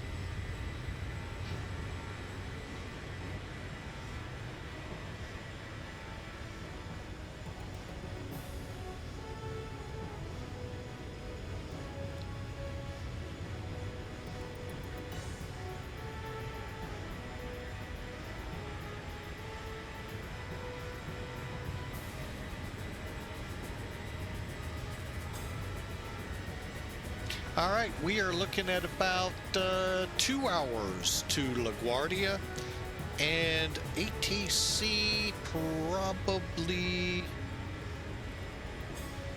within the hour. So I will be right back.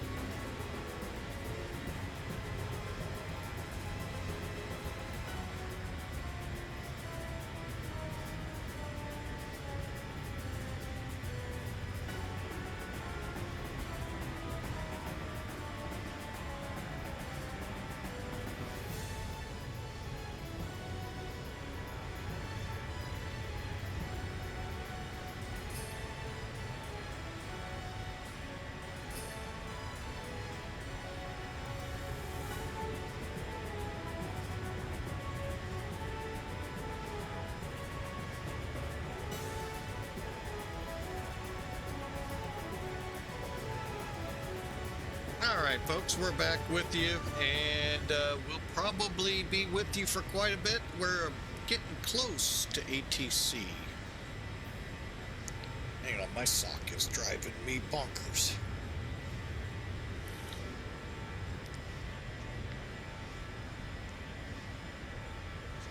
There. Oh, man.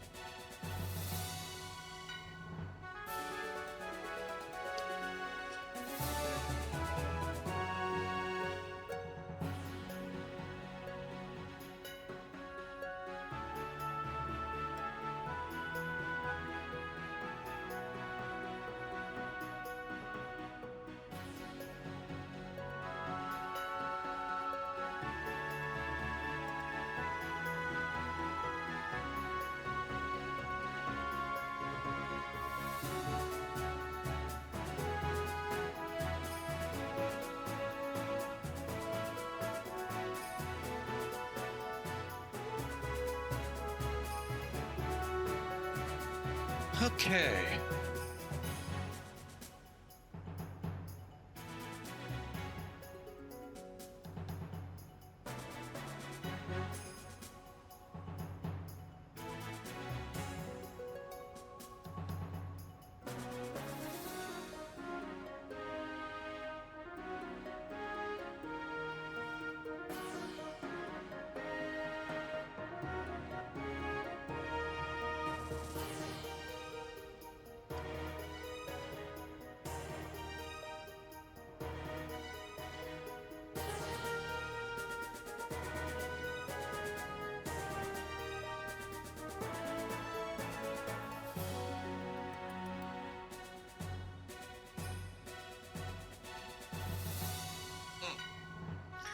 VATSIM is still playing with the ILS.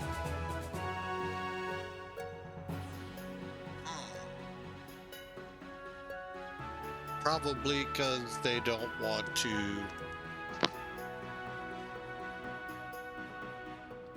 I'm curious what JFK is reporting.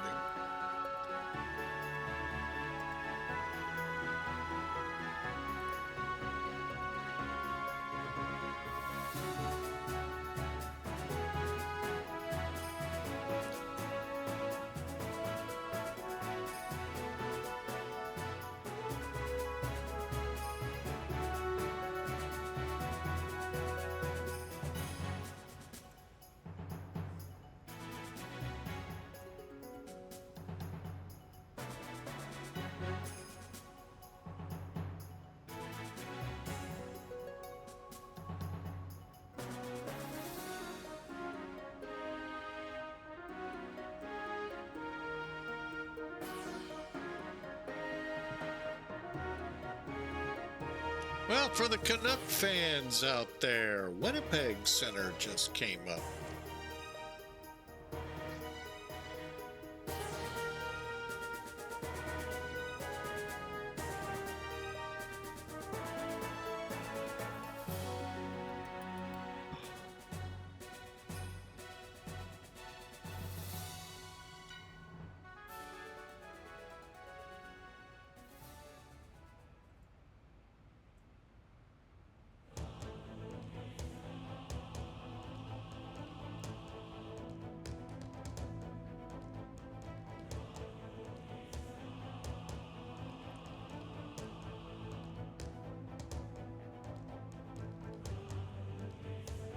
All right.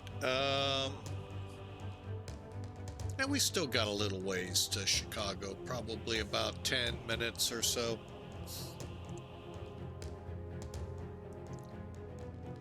But Cleveland went offline to celebrate the 4th of July. I'm sure someone will be up later.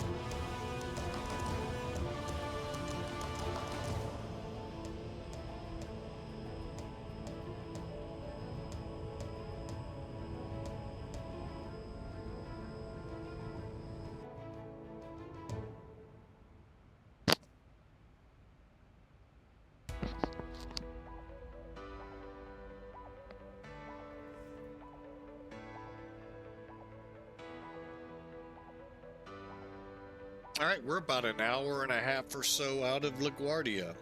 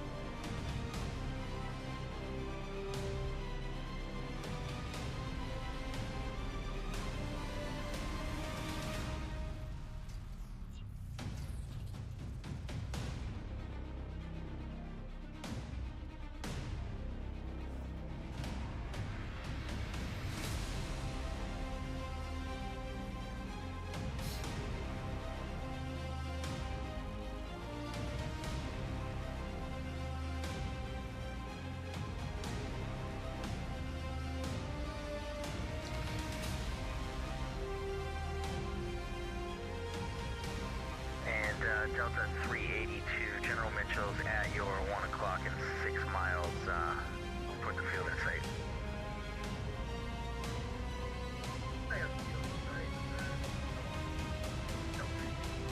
Delta 382, roger. Eclipse the visual approach runway 25, left enter our right downwind.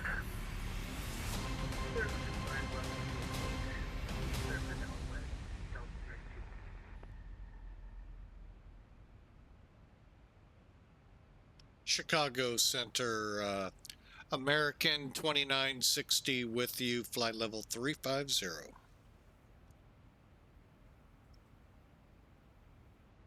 American 2960, Chicago Center, welcome.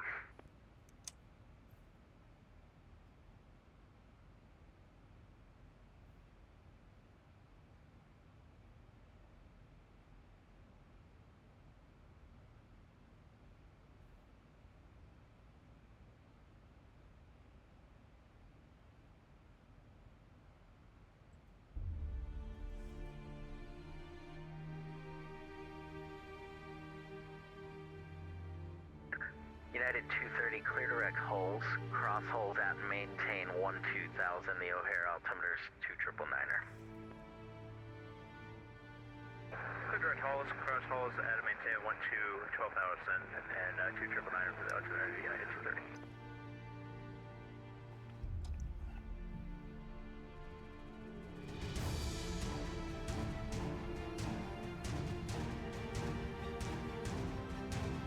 Delta 382, runway 25, left, clear to land.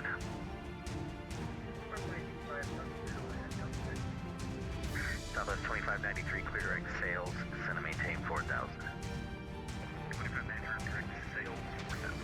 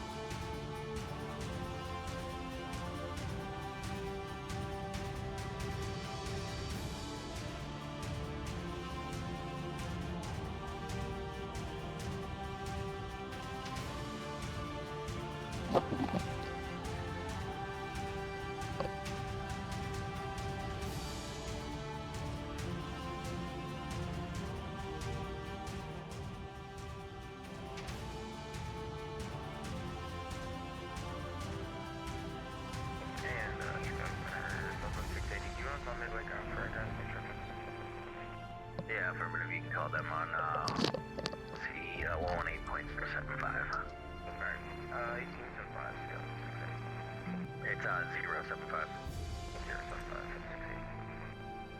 075, Delta 667 Minis offline radar services terminated. Frequency change approved. See ya.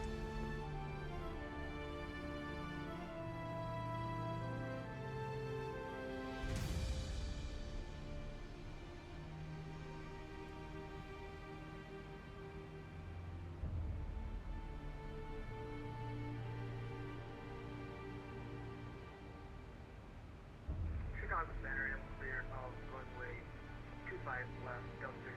Pro Center 11, number 76, Papa Papa, here in Drive for and Delta 382 taxi to the gate via Alpha and Bravo. Taxi to the gate, Alpha Bravo, Delta 32. Who called for clearance? November 763, Papa Papa, here. November 763, Papa Papa, you cleared to the Kilo Alpha Sierra Echo Airport via asphalt. Maintain 5,000, expect flight level 380, 10 minutes after departure. Departure frequencies with me, squad 0570.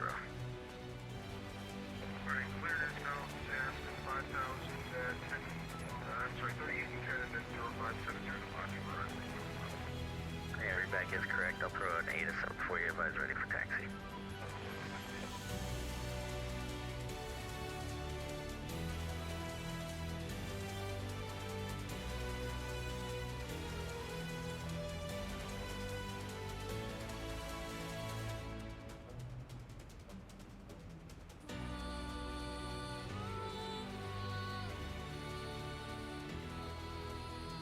November 3 Papa Papa is information Alpha is current. Altimeter is 29er, landing and departing runway 30. Alright, I'm Alpha and Alpha, 3 is purpose market. Southwest 2593, about 7 miles from Sales, cross Sales at 4,000, clear for the RNAV, Yankee runway 22 left approach. 4,000 Sales, clear for the RNAV, Yankee approach, runway 22 left. Southwest 2593. United 2630, descend to cross hold at maintain 12,000, the O'Hare altimeter is 2999er. Descend 12, 12,000, maintain 12,000 at hold, United 2630.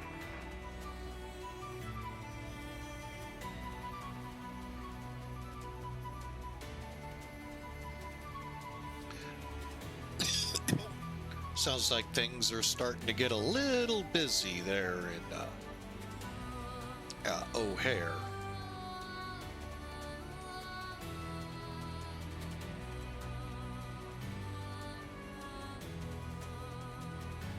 Yeah, it's 787. I see you're back. Can you hear me now?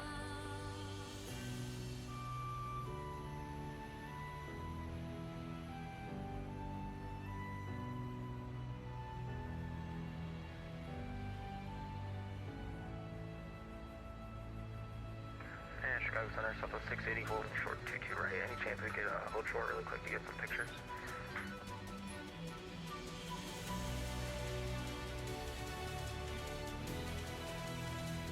And, sorry, who's calling? 680. Yeah, that's fine. Thank you.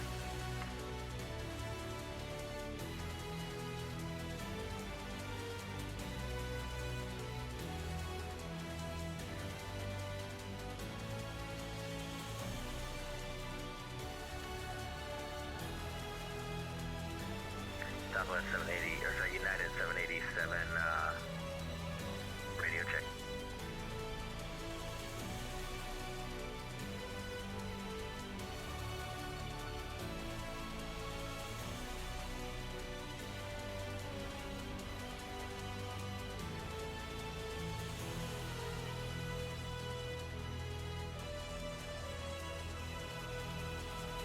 Alright, Southwest 680, we're ready to go. Southwest 680, turn left heading 180, runway 22 left, clear for takeoff. Alright, left 180, 22 left, clear for takeoff, 680, thank you.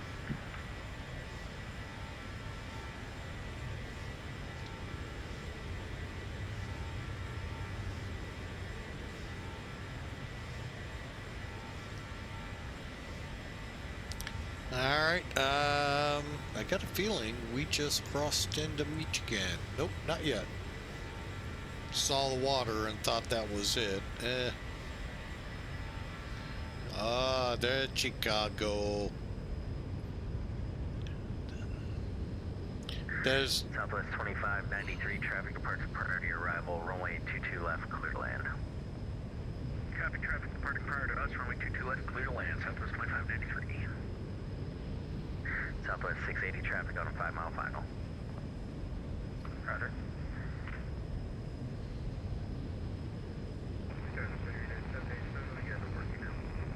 And 787 Chicago Center, welcome.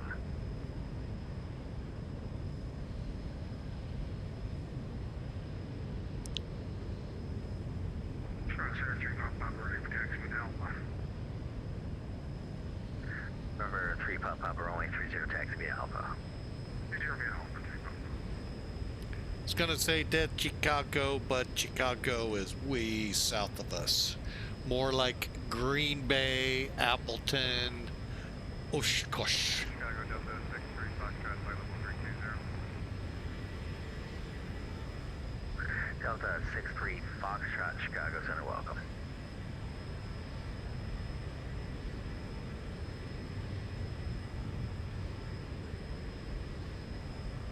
Good afternoon, Chicago Center. American 556 requesting taxi for runway.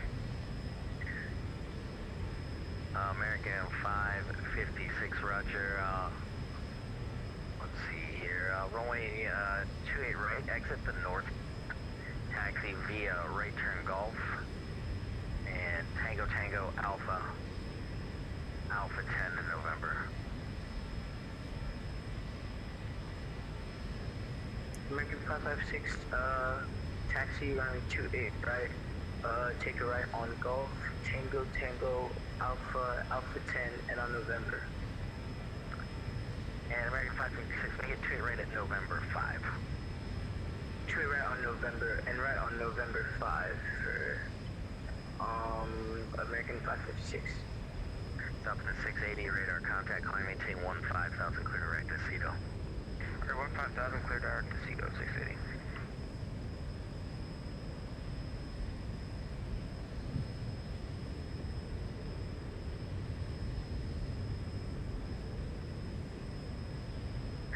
United 230, expect the ILS runway 28 center approach. Load the full approach, please. Watch with the ILS runway 28 center, approach. We'll load the full approach, United 230.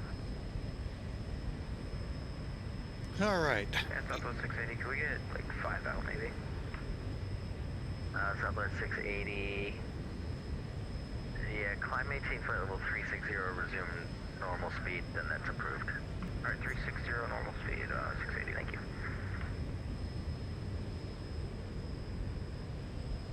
Chicago Center, South 5796, holding to runway 22 left, ready.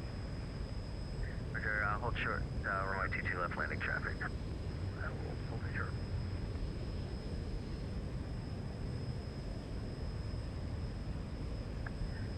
Southwest 5796, runway 22 left, line up and wait. Line up and wait to 2 left, South 5796.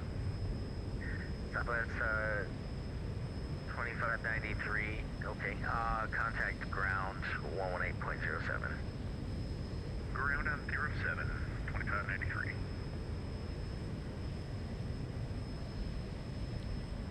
Because of the 5796, turn left heading 090, increased traffic, I've kind of held the music up and letting us listen in to ATC. Newbies to flight simming might find this informative listening to the back and forth, so just wanted to let you all know. Number 3, Papa, let's see, turn right heading 090, runway 30, clear for takeoff. Alright, 090 on the turn and we're clear for takeoff.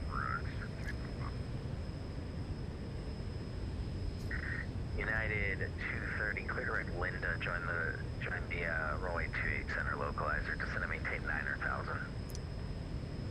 Clear direct Linda, join the runway 28 center localizer, descend and maintain 900,000, United 230.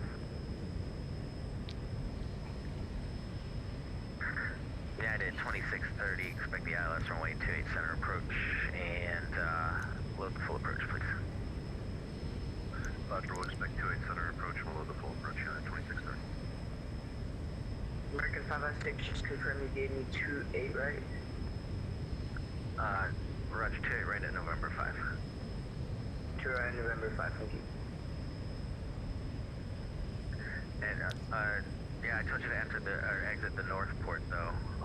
But, okay, you can exit the south port, take Alpha 10 November. Exit Southport, take Alpha, American 556. United 787 ILS runway 28 center approach. Descend and maintain 7,000, clear direct Monks. Direct Monks, 7,000, ILS 287, United 787. Yeah, they're definitely loaded up there in O'Hare. Papa, your radar contact, climb maintain 5,000, and you can actually turn left heading of 290. Make a left turn for 290 up to 5,000.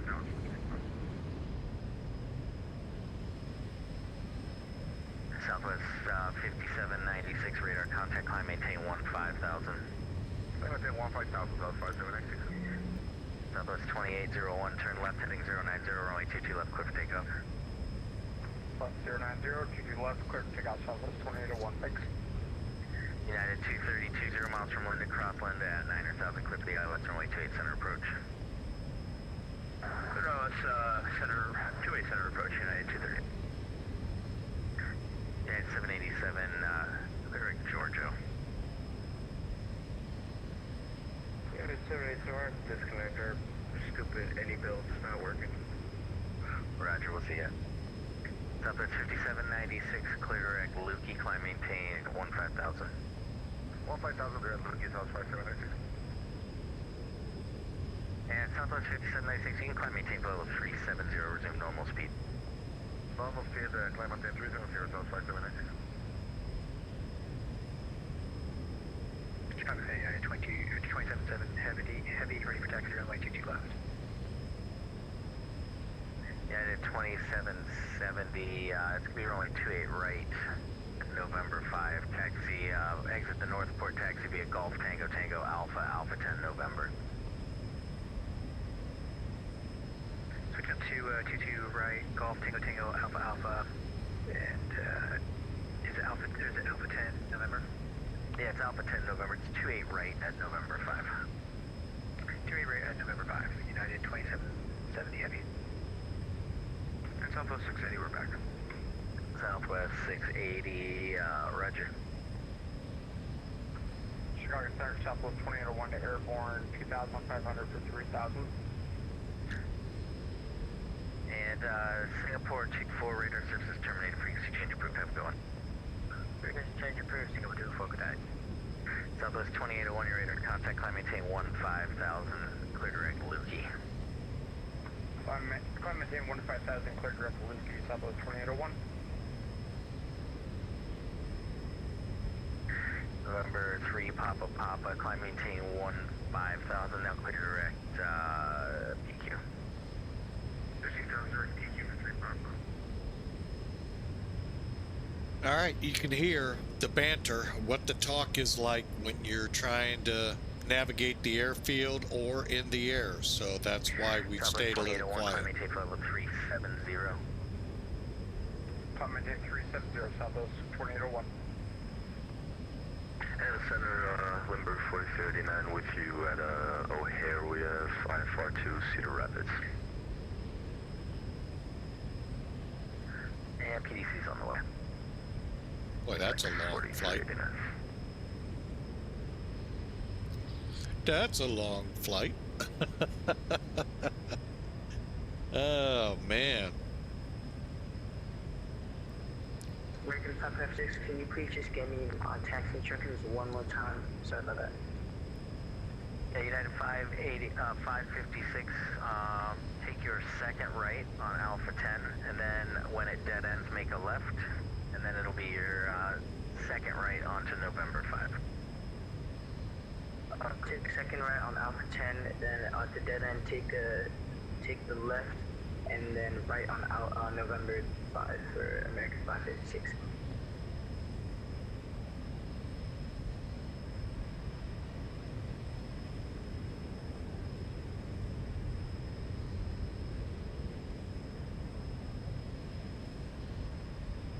Southwest 2801, resume normal speed. Roger, public speed Southwest 28016.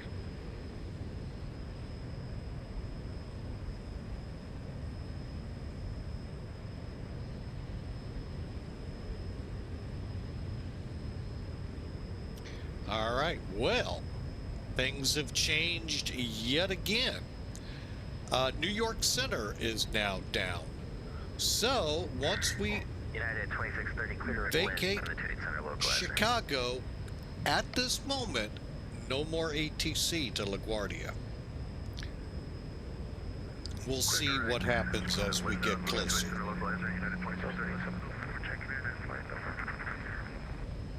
Delta 704 Chicago Center, welcome.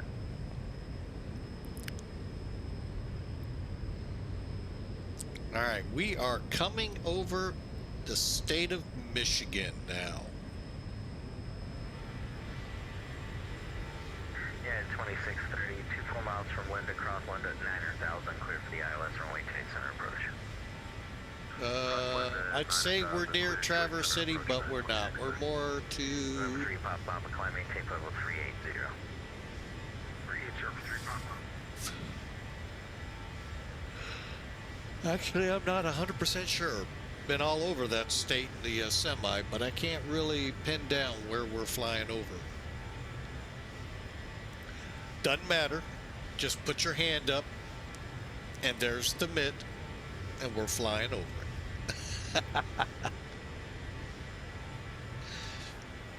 Look at the U.S. maps with the state boundaries, and you'll see what I mean looking at Michigan.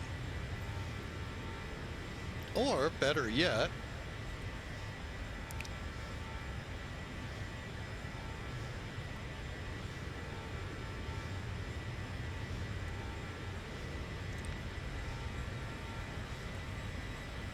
there's the mitt.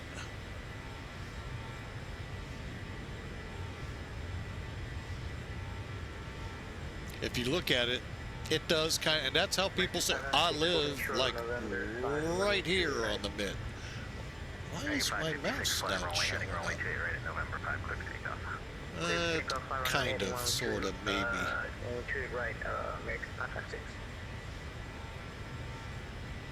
All right, so yeah, they would point to that on their hand, telling you where they live. It's a cute little, whatever you want to call it, but yeah, that's what Michigan is known for, the mitt.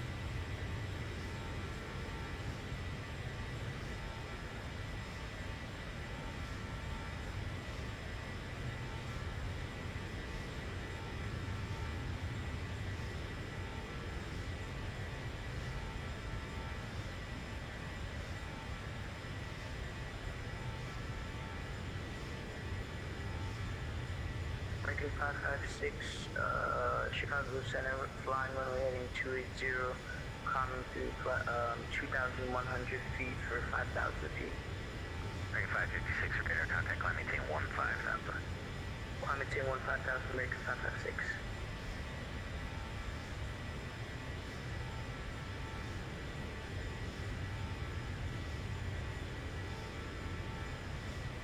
Remember, 515 Charlie Yankee, Cleveland's offline radar services terminated. Frequency change approved. See you. 32 move, heavy 4-5 Charlie Yankee.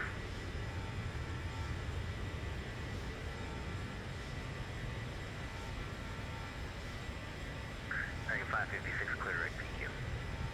Clear direct PQ, American 556.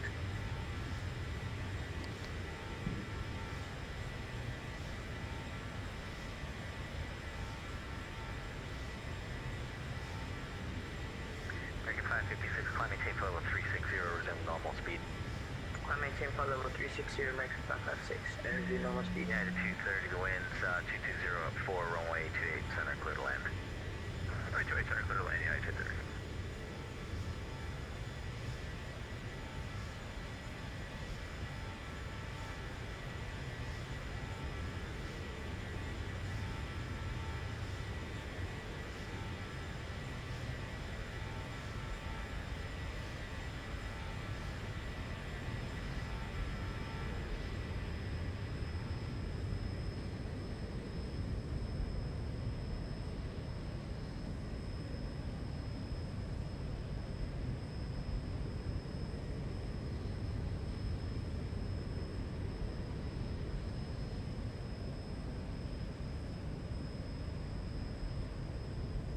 American 2960, Cleveland Center's offline radar services terminated. Frequency change approved. See you. Have a happy 4th. Over to Unicom, American 2960.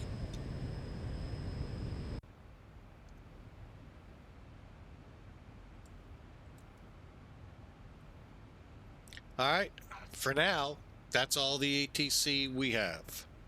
And with that, I'm going to take a quick break. Hopefully the last one I need to take before we start down. Speaking of which, real quick, according to the FMC, 438 miles out from top of descent. We'll verify all of that here shortly. Be right back.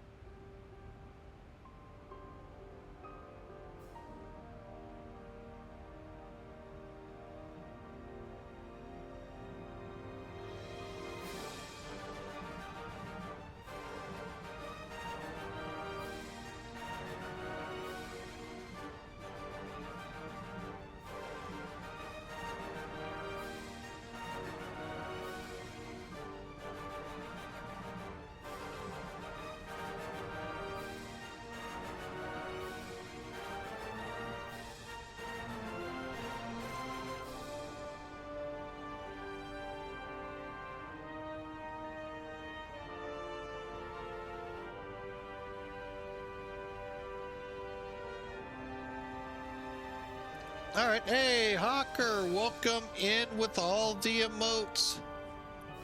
No, he was just taking his last break when we had a pretty good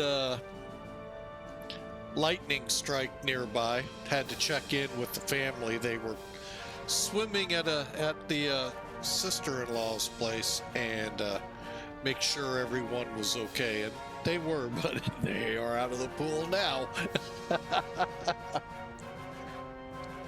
Oh, well. But hey, welcome in, and I hope you're enjoying Independence Day. Happy 4th.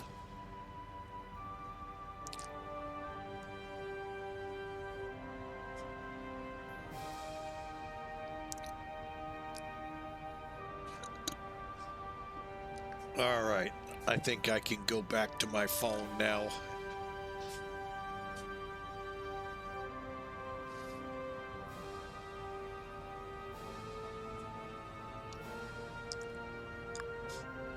Need water. Plenty of water in the pools. Got a little aftertaste with chlorine, but you know, hey. Or salt water, depending on the type of pool.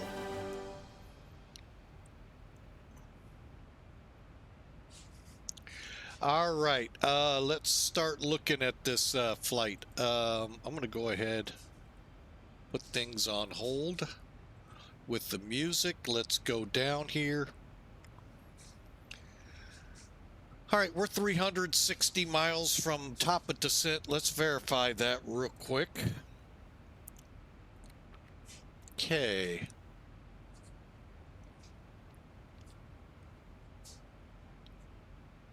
Well, 10,000 is the closest we get. All right, so 15, 25, threes is 75. We'll add 10, so 85 miles from there. Okay, whoop.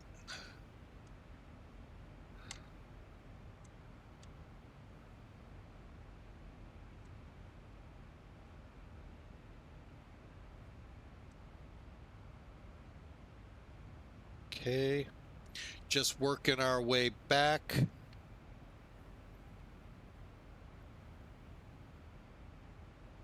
All right, so we'll come over Keating. Actually,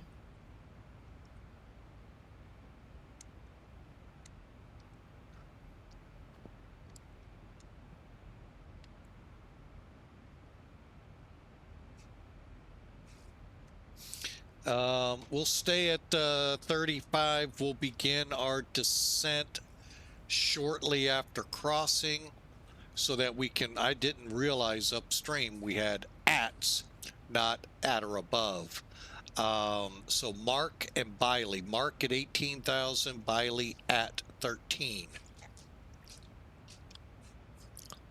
Don't want to get into a contest like JetBlue did with Real World ATC.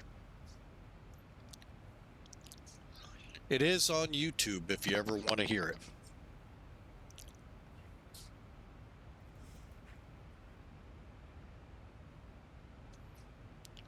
Give me a second. I'm going to just go outside, look, see what's in the neighborhood here storm-wise.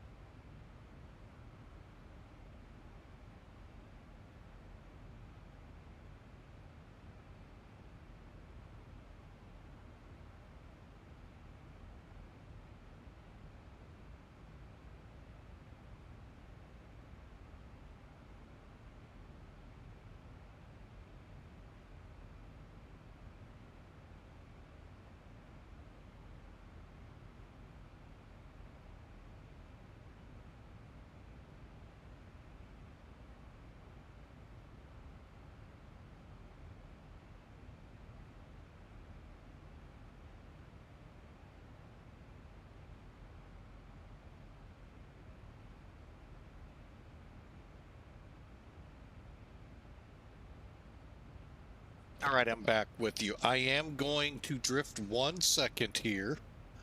Just getting an idea what's coming in. Got a lot of storms out there. The dog that I tell you about that's afraid of a lot of things, he wanted to go outside.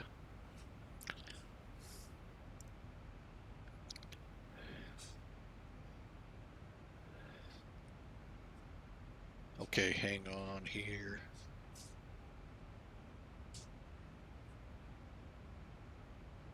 Yep, the wife is calling standby.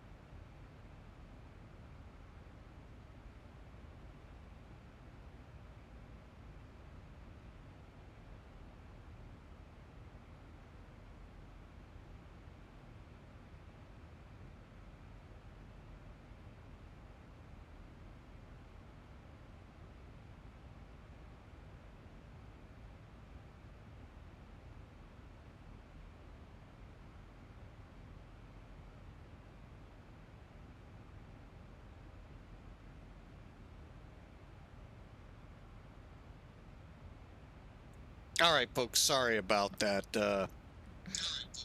Oh, I gotta turn my phone back down. Whoa, hang on. There we go. Alrighty.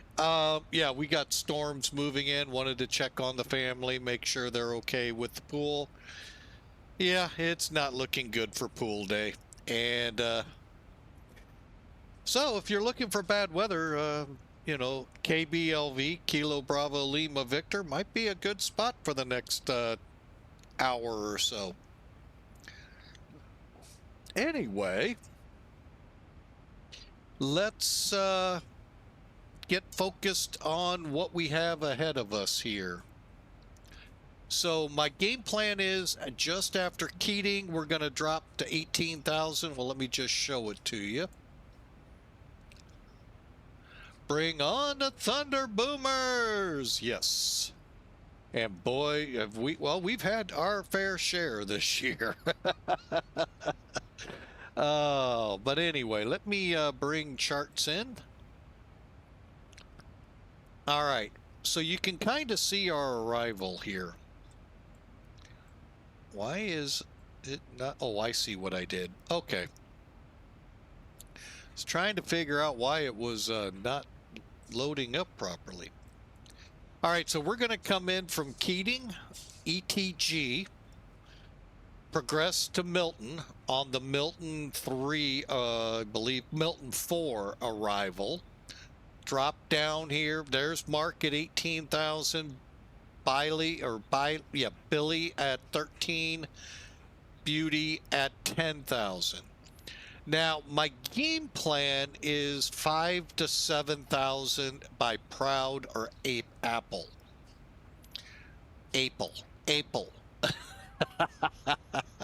Hang on a second. I want to, while we're here, I'm on the what I want. Currently, I'm setting it for 3-1. VATSIM no longer has an ATIS on here, so we're going to go real world RNAV X-ray runway 3-1. We're loading it and hoping for the best. Just bring on the boomers. Not the bombers, the boomers. But the bombers can do some pretty good booming too. Anyway, from there, now I don't have the approach mapped out yet.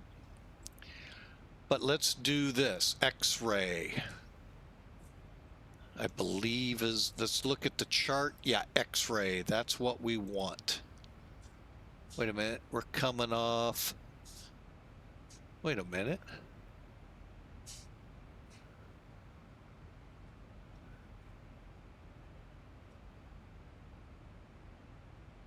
Okay, there's G. Greg. Where's Varaz? Oh, okay. Varaz is down here. Okay. Let's do it and see how it loads in. That's what I thought. Okay, we'll just take it final. So we'll go in here and switch it to final. And even that is, I mean, yeah, that's perfect, right? From Proud to Pacu and onto it. All right, so let's look at it. So at Pachu, we need to be at 3,000 feet. And then we're flying. This was actually a visual approach. I want to say something like the interstate or something like that.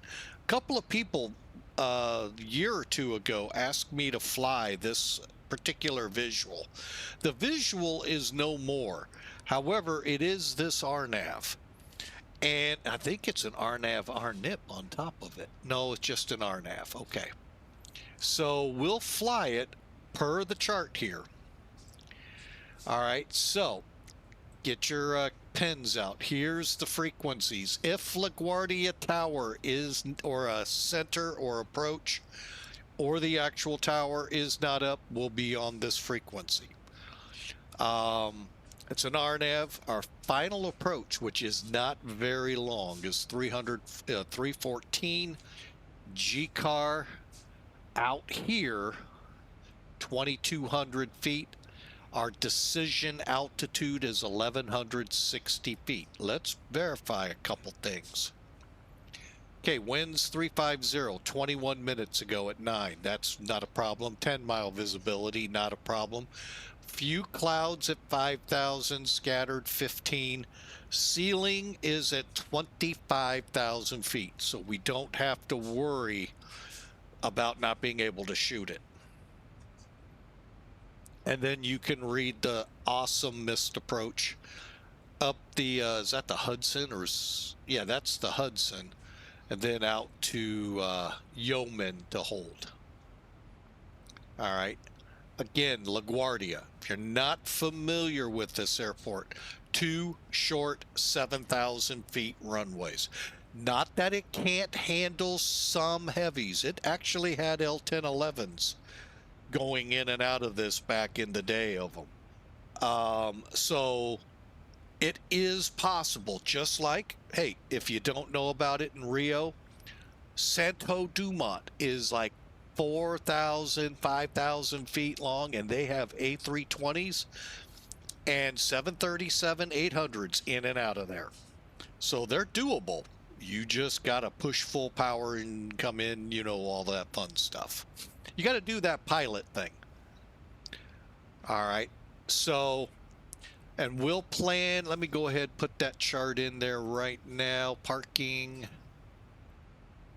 I think we're planning 17.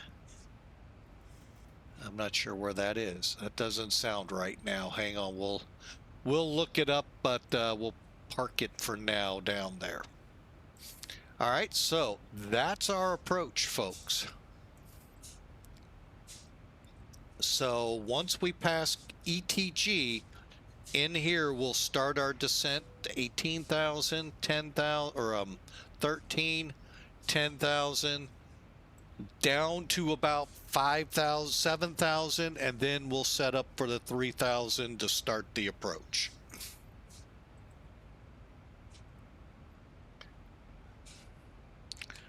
It's gonna be a fun run, folks, nonetheless. All right, I may have to take over speed. We're down a lot slower than I want to be.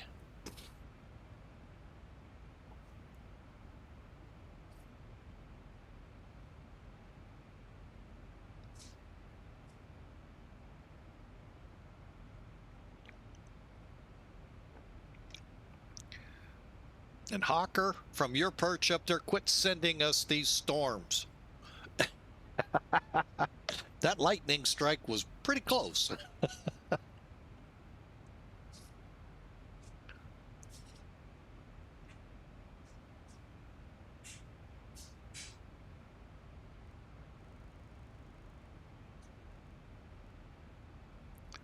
All right. How much further do we have? Are you kidding me? I didn't see the one. I'm saying we're not 23 miles from top of descent. We still got to pass East Texas VOR out here in Pennsylvania.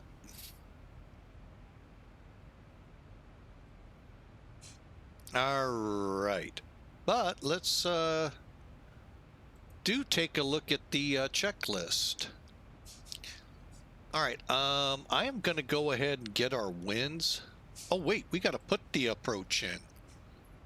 Because I think we're set up for the ILS. We're going to find out. Next page. Yes, we are. And we're doing, hang on, let me verify, localizer flight.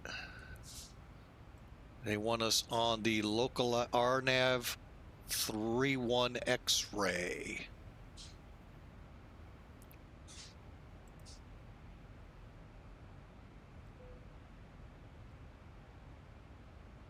No, we're not doing either of those. We're on the MIP. We'll go ahead, put that in. ETG just to be safe. We're going to go check it out. Okay, ETG to MIP. All right, I'm just checking it out. Mark, Biley, Vibes. Hang on. FJC in Allentown. I think some of you know a song from Allentown. Beauty, Harlem, Dreams, and then on to Apple. Proud, Pacu. All right, now Pachu at 3,000 feet is what is that what I want?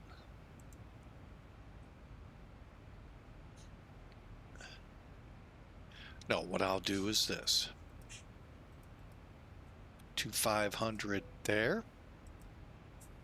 Now, at this point, by the way, when we fly this approach,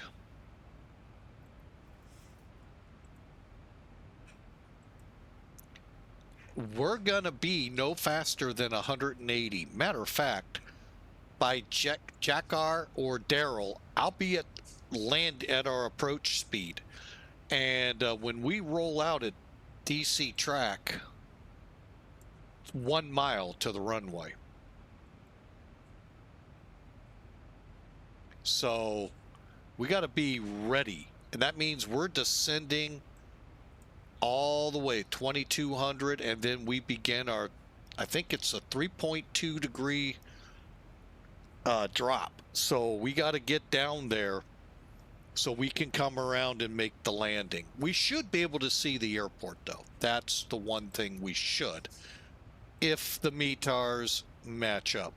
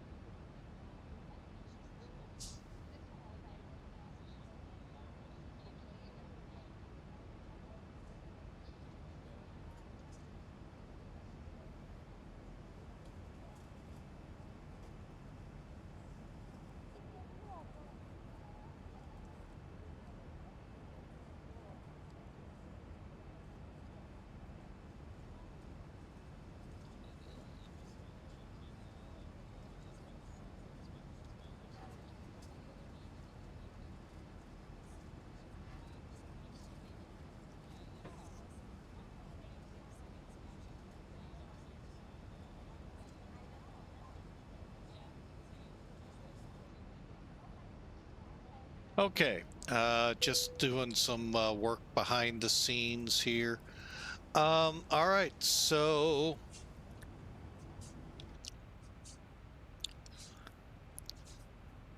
ETG is now about 50 miles out, top of descent, probably Oh, we need to switch back to cruise. That is way off. So we will begin our descent. What is this? 20, 40? Actually, that's about 60 miles to ETG.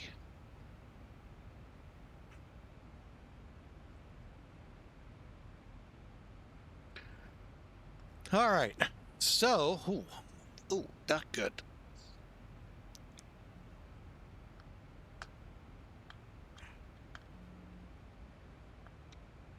There we go.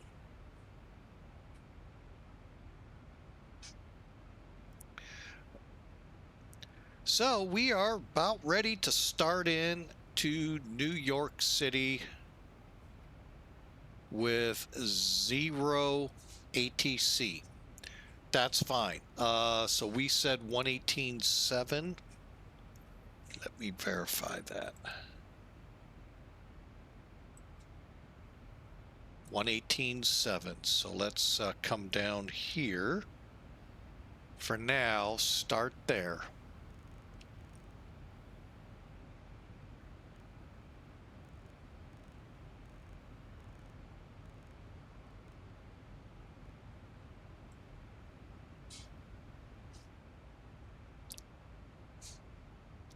All right. So, hey, while I'm on it, be safe tonight with the 4th of July celebrations here in the United States. A lot of fireworks will be going off, both sanctioned and those in the backyard of people that always cause trouble. Be very safe, and hope to see you if we're able to stream tomorrow with all your fingers and limbs and all of that. Also be safe. A lot of heavy drinking going on. Be safe. Designate a driver. So, but anyway, we're closing in on our destination airport.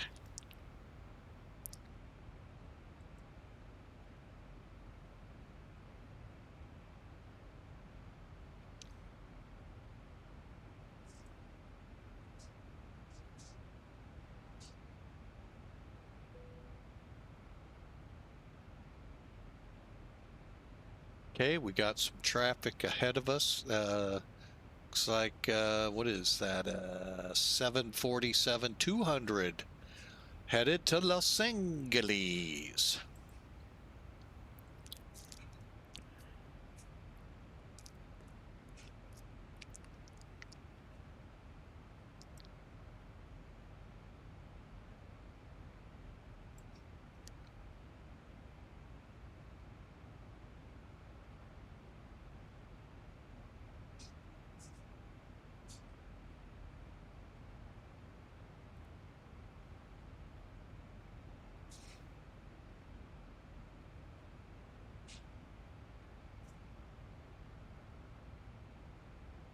All right, well, we've had a great clock.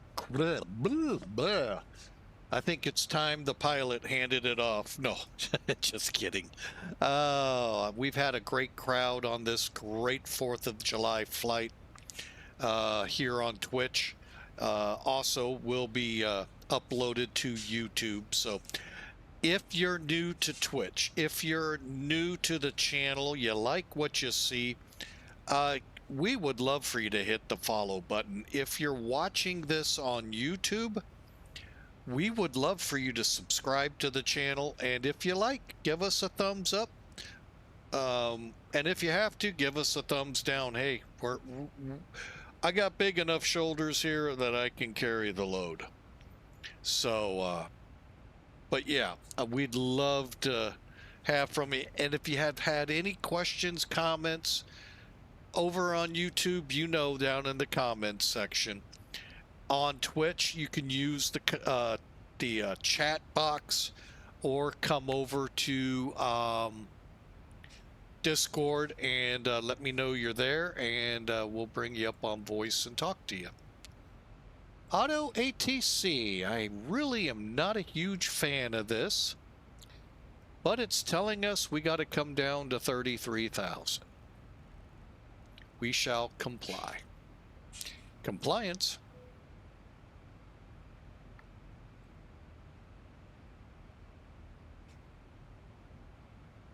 Oh wait, I got one more thing I'd like to do here.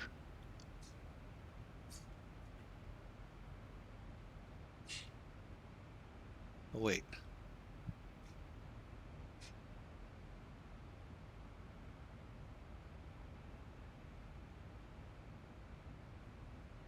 I'm intermixing other aircraft into my thought process. See, oh wait, no, I didn't. Yeah, I did. I was looking to put the winds in, but we can't. All right, so down we go to 33,000.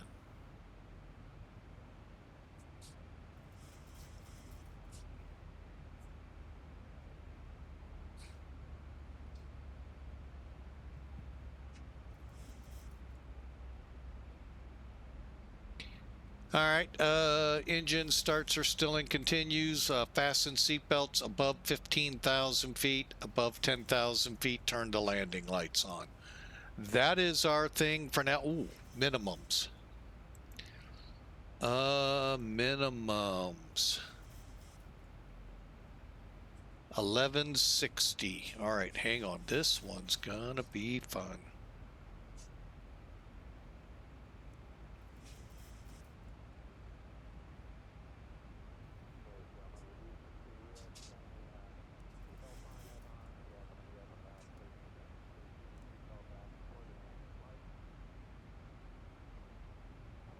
To go.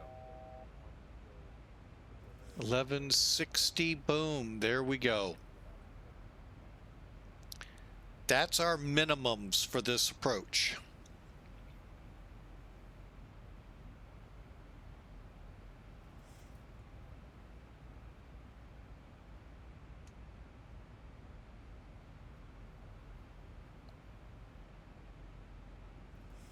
Oh, I think I clicked forecast request.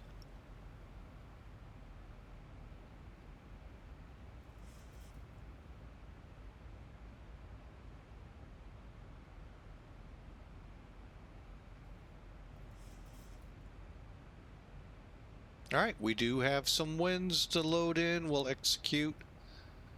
And oh, I thought we did. All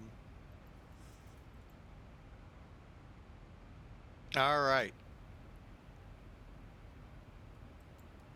There we go. Oh, I know what I did. Okay, I was trying to figure why is standard yellow? All right, we are, folks, we're not too far out. We are standing at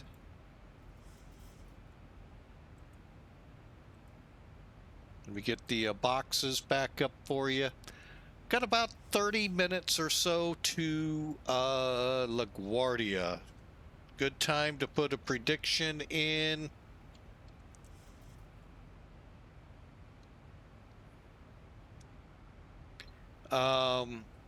It's exclamation mark the word predict space and a negative number.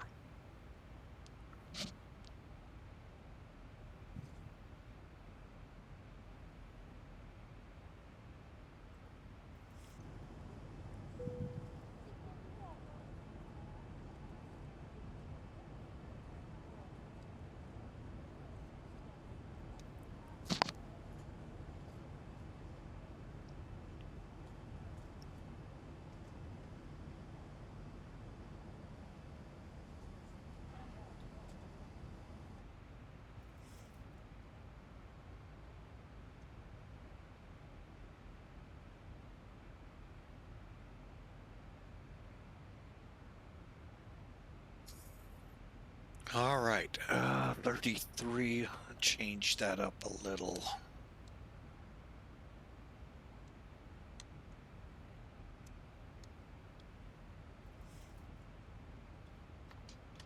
Okay, MIP.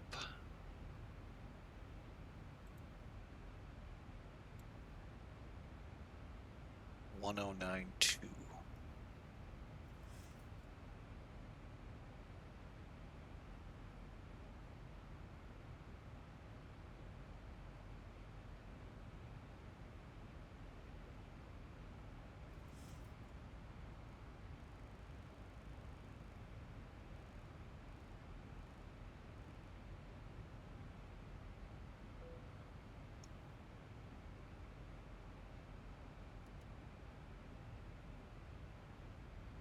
All right, we're going to start on down.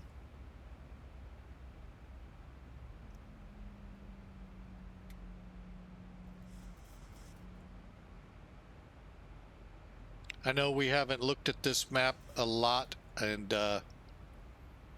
I know there was something I could do to change this. Let me see.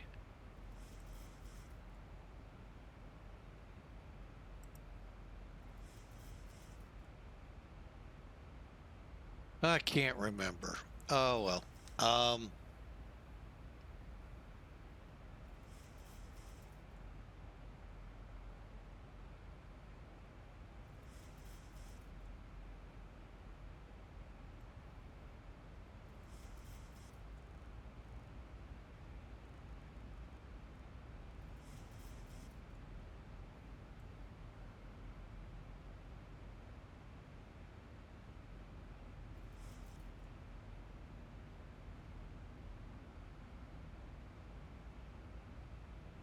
Oh, look at Hawker coming in with the low number. Cool. We'll do our best there, boss.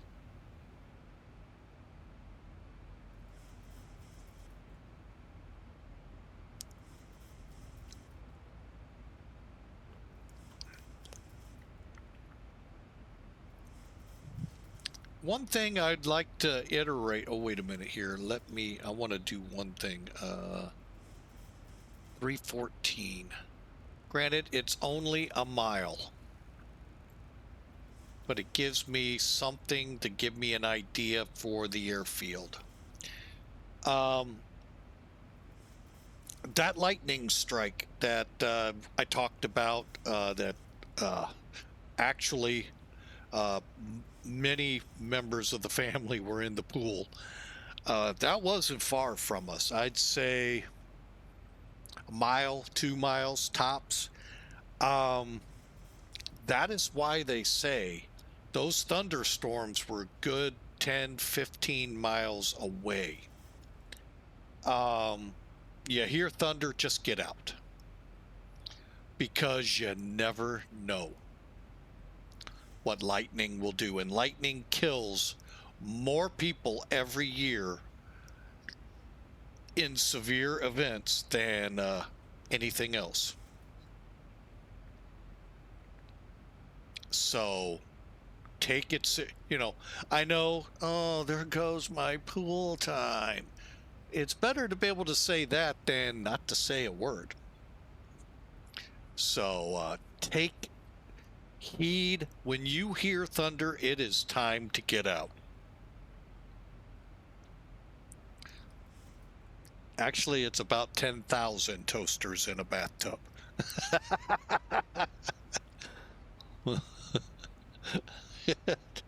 Exactly, Hawker. And at that point, seek shelter, because you just need to.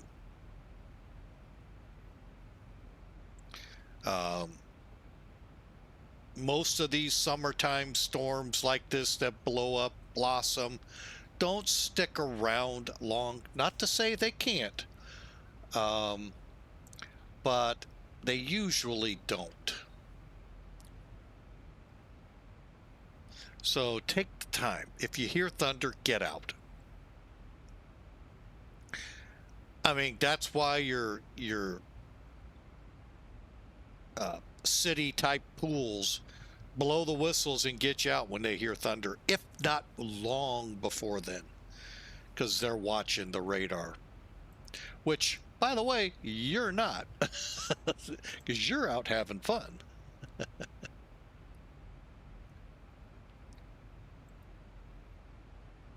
All right, so enough of that, but yeah, be safe, folks. Hey, thunderstorms, lightning kills the most people, more than you think flash flooding, more than you think even tornadoes. Lightning is the worst. So take cover.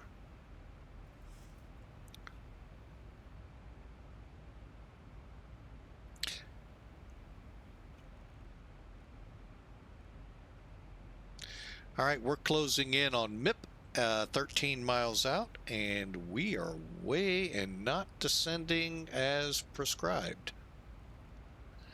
So we're gonna make it. We're gonna miss it, but we're gonna set 13 for the next one.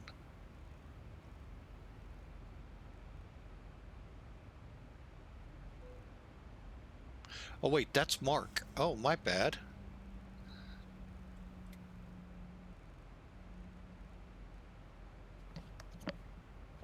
I just reread the clearance and reread the chart. Yeah, we're right on track. All right, we're going to go ahead and put the seatbelt sign on.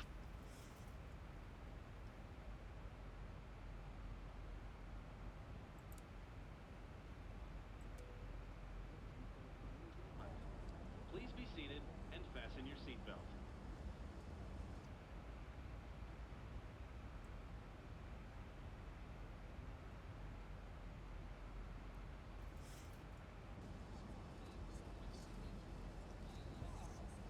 You probably already did this automatically.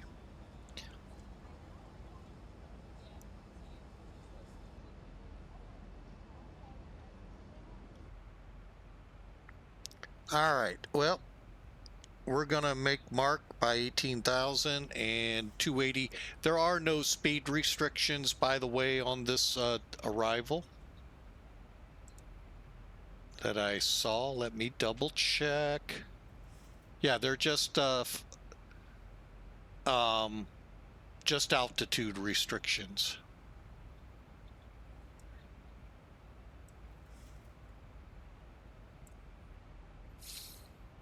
Okay, so we are proceeding off MIP now to Mark.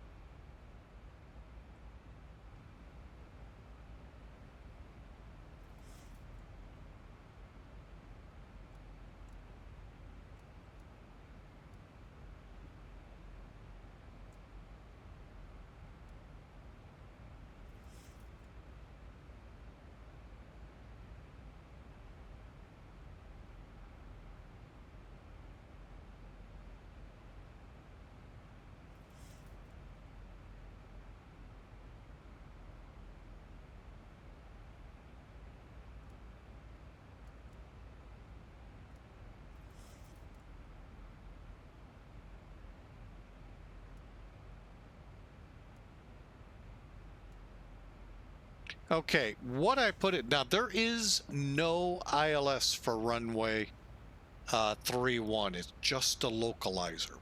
So we plugged that in to help us just a tad. Over here, we'll put 113, 1.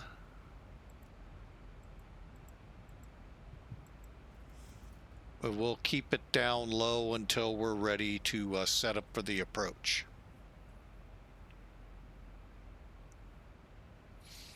All right, I'm going to go ahead and click on it.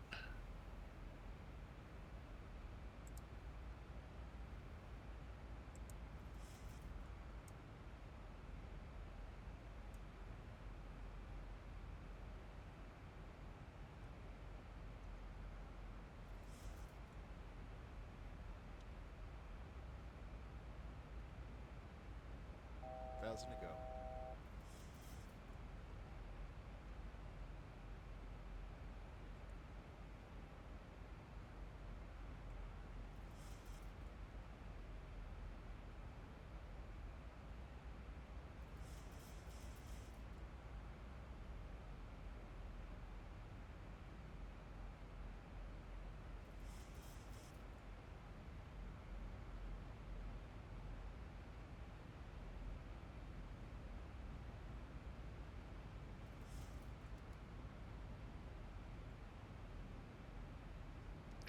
Okay, we're looking at 2987.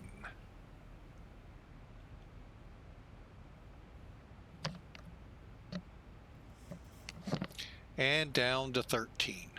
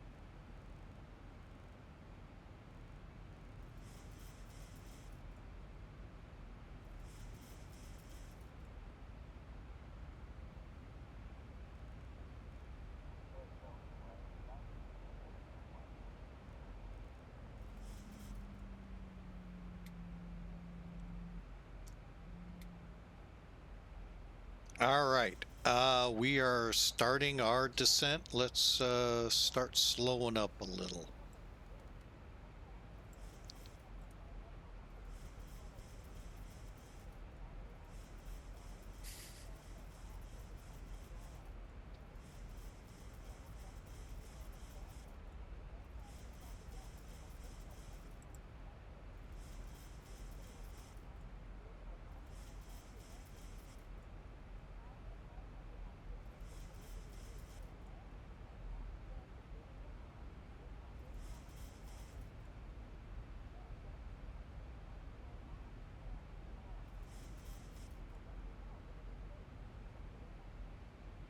Okay, 140 looks good. Box set, and we can take the speed brakes off now.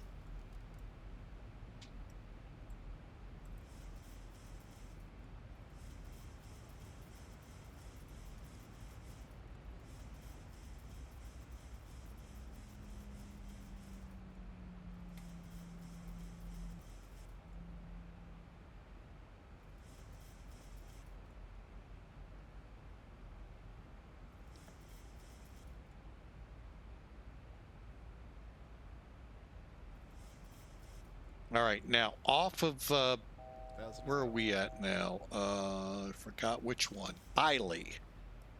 Billy is another way to say it. 13,000, then we got to get down to 10,000 by Beauty.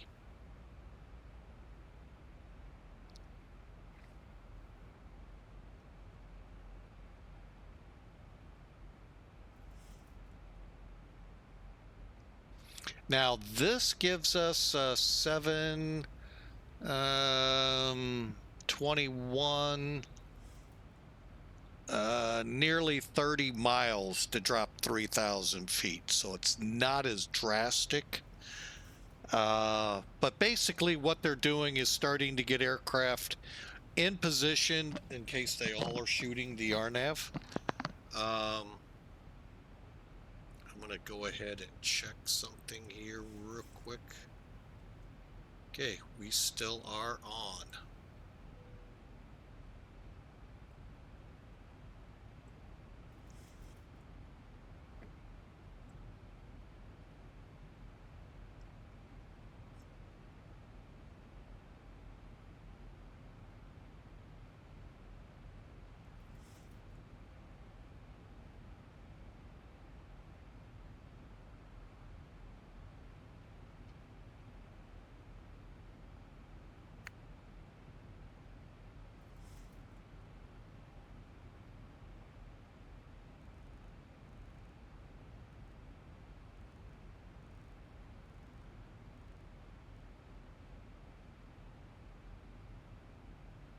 I'm going to go ahead, see what happens.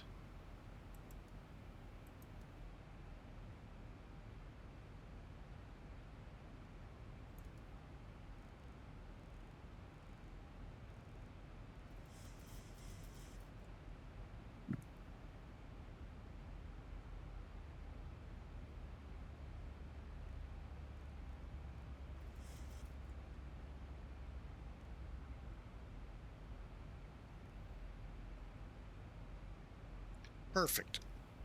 Nice, gentle descent. We're going to set up now with the lights. Cabin's ready. And I don't, let me see what SimBrief says for our brake setting. They want us at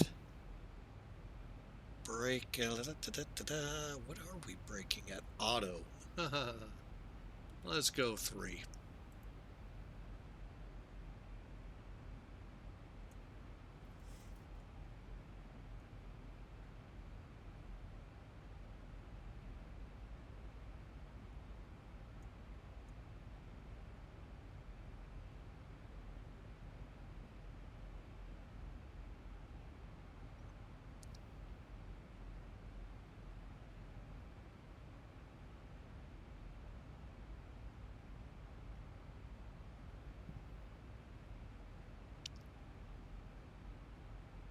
All right, time to slow the beastie down.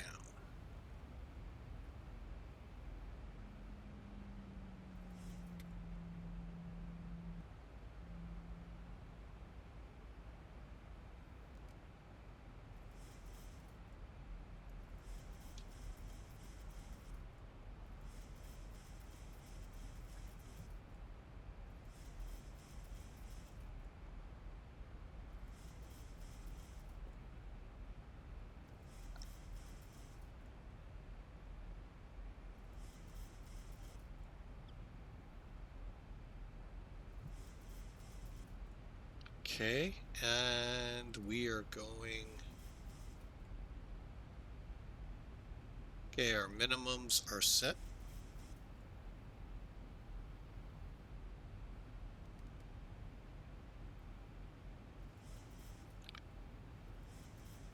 ILS course, we don't really need V cards set, and flaps will be setting as we get onto the approach. Auto brakes are set, landing gear will come down to help us in.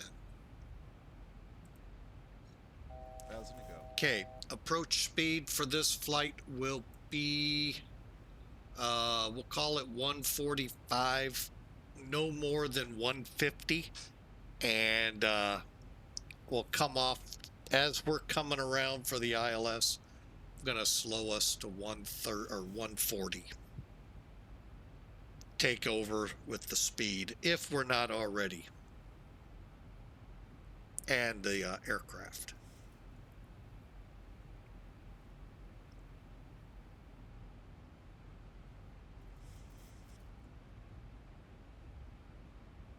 Okay, here comes 10,000.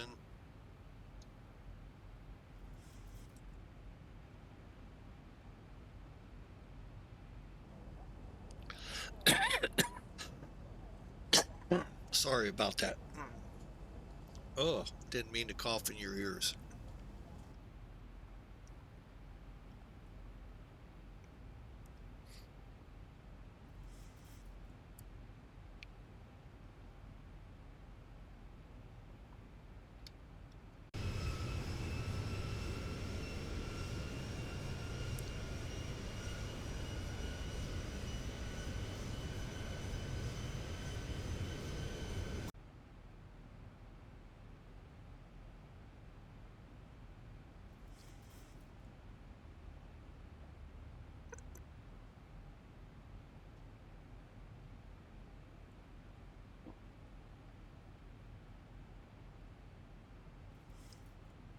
Okay, there I believe is Beauty. Now it's time to bring it down. 7,000. Actually, yeah, 7,000.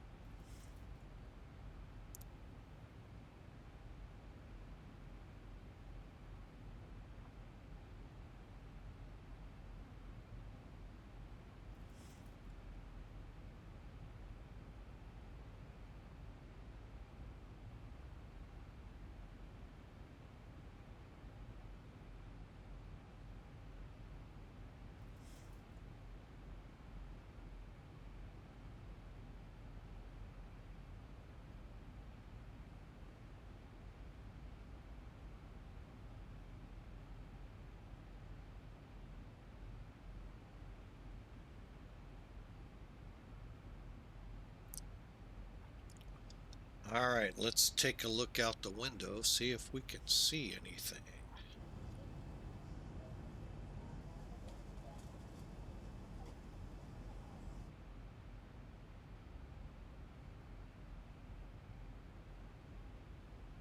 Okay.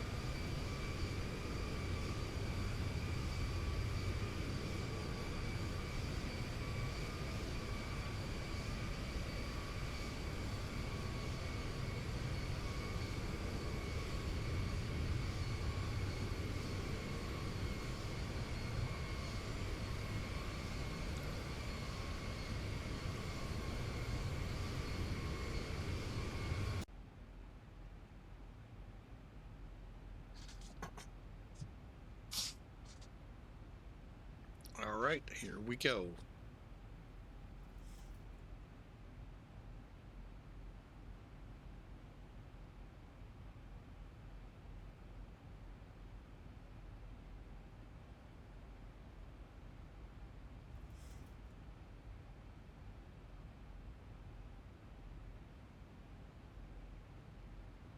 Thousand to go.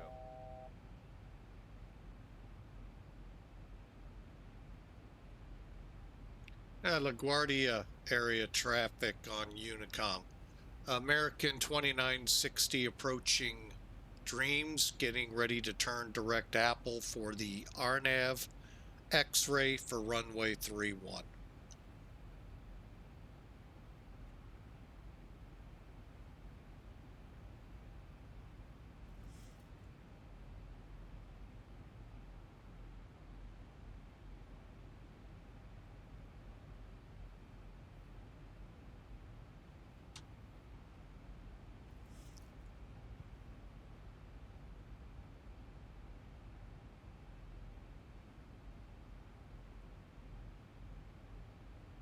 All right, we're 4 hours from the time we took off from Glacier Park International Airport in Kalispell, Montana.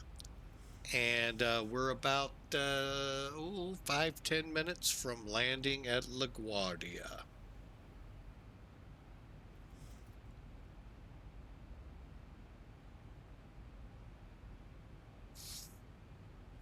Flight attendants, prepare the cabin for landing.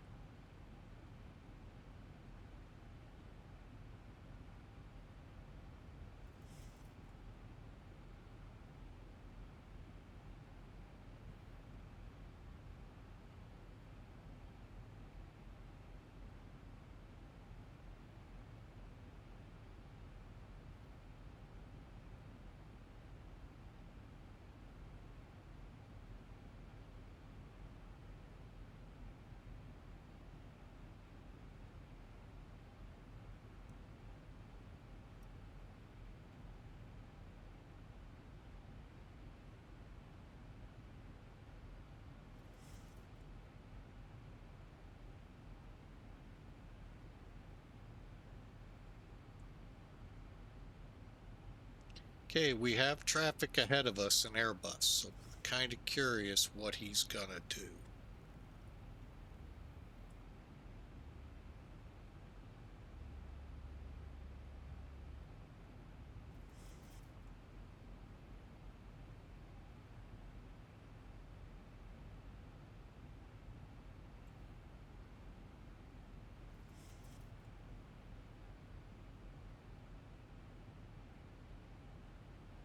Trying to slow up to get him a good distance ahead of us.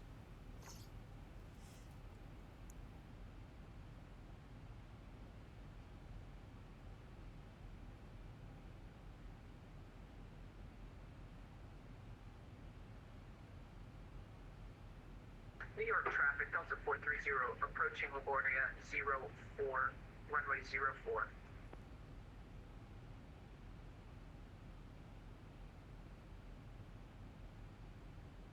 LaGuardia approach, is there any other aircraft currently approaching?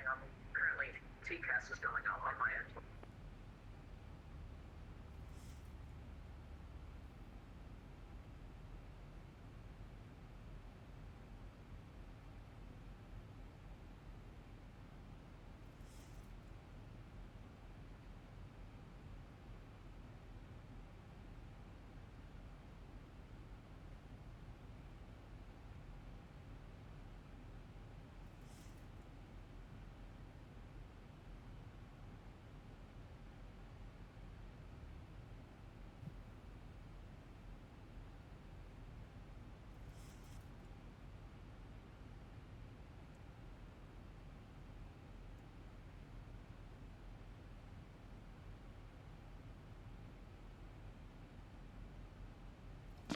Okay, I think we're spaced out well enough that he should land clear, and I should be probably entering the approach.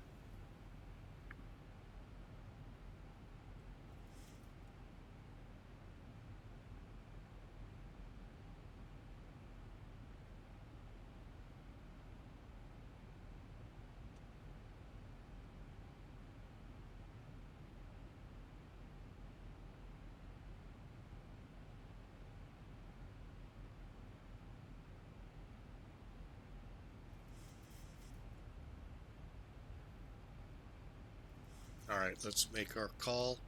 LaGuardia area traffic, American 2960, over Apple descending 3000 for the RNAV X-ray 31.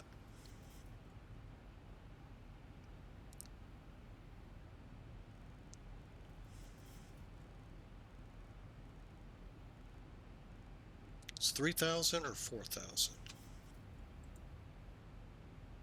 3000.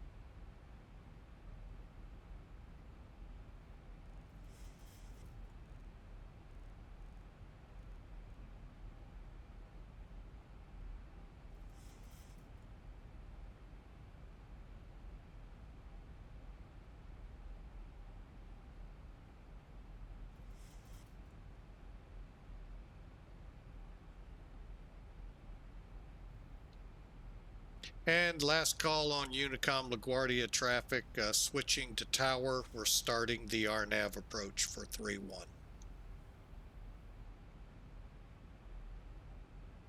LaGuardia traffic, Delta 430, final runway. And LaGuardia traffic, American 2960 on the RNAV 31 X-ray. Where's all the Delta traffic going for 3-1? Because we're turning your final right now.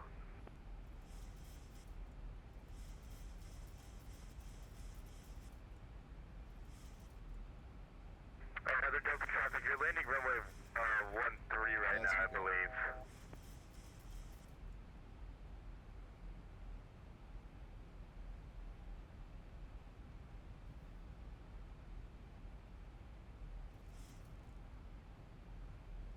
And LaGuardia traffic, Endeavor, sorry, correction, Delta 2195, currently about 63 miles to the south. Will be setting up for the RNAV runway 31, RNAV X-ray 31, LaGuardia traffic.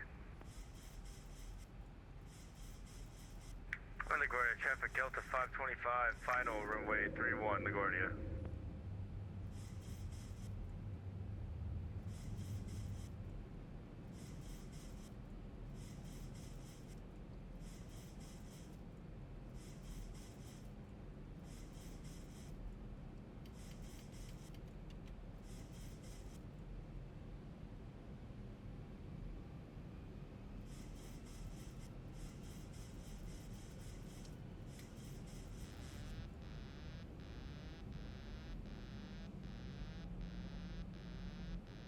American 2960's going around.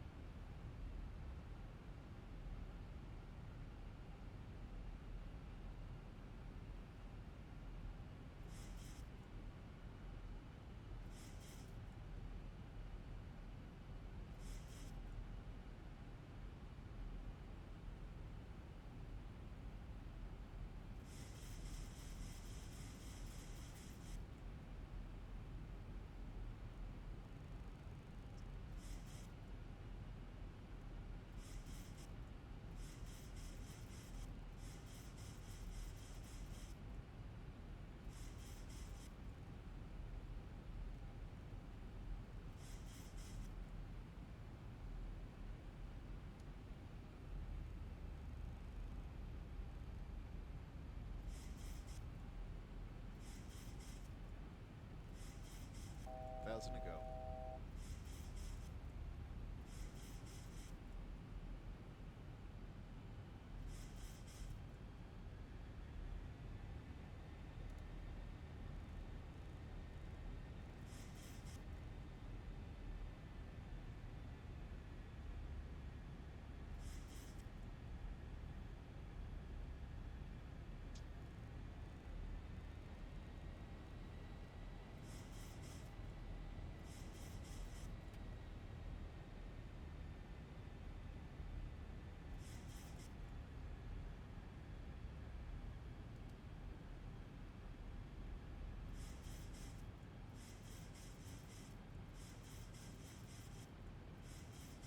Okay, we need to recycle the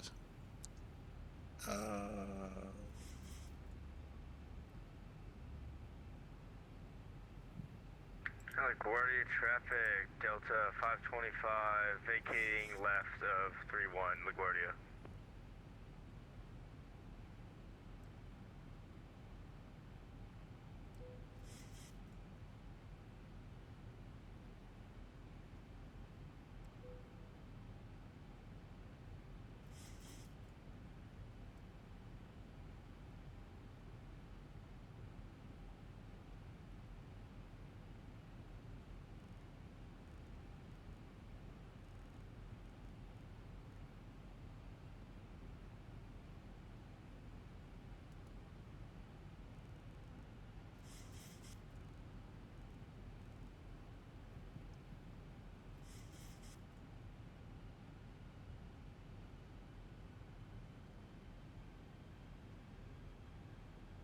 Okay, we're recycling to fly off of G-Greg back around on the 3-1. LaGuardia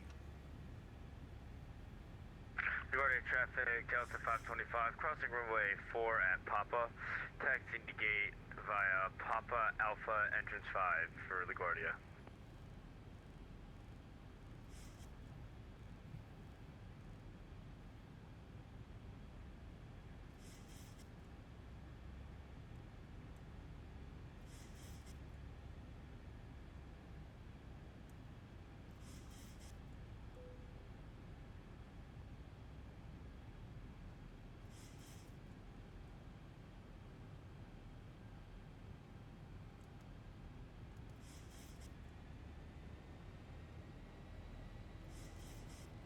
And LaGuardia traffic, Delta 2195, just about 1 mile south of Jersey on the Proud 2, currently showing about 10 minutes out.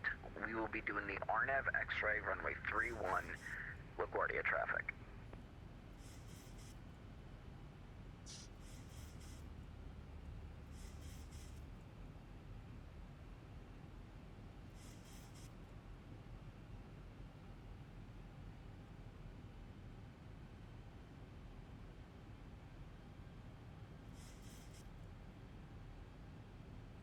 LaGuardia traffic, Delta 525 correction, taking Bravo and entrance 5 to the gate, LaGuardia traffic.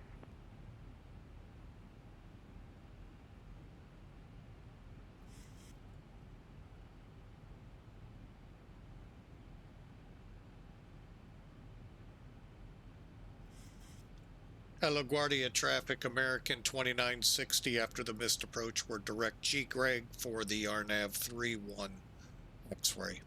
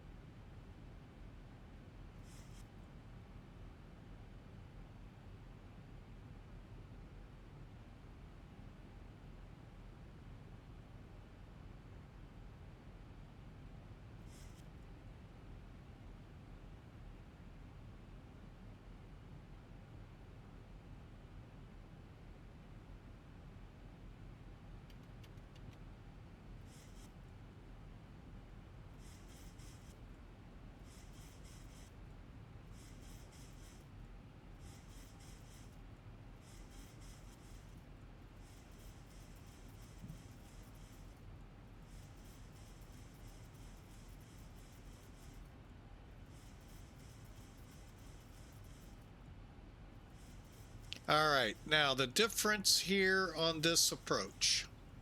By the way, the reason for the missed approach, oh, speed brakes, I thought we had them in. We were way too high, way too fast. And as you can tell, it's a busy airport today. All right, let me check something. Everything's good ATC wise. But anyway, we're now coming in. We're going to actually sidestep and come down the Hudson, I believe it is. And between Manhattan and Jersey. and then recycle back in. Now, ideally, they might bring you in on the ILS for 2-2. Don't count on it. We're going to do this to get back on the 3-1. That's the approach, and it just takes time. Maximum speeds on this is 240. However, we got to be at 4,000 feet. Now, we're going to begin our descent to 3 at Zerid. So we're at the altitude we need to be. And then it's just a matter of getting... Traffic, Brickyard 4451, we are currently passing 8,000 feet. Direct revenue for the RMP X-ray, runway 31, LaGuardia.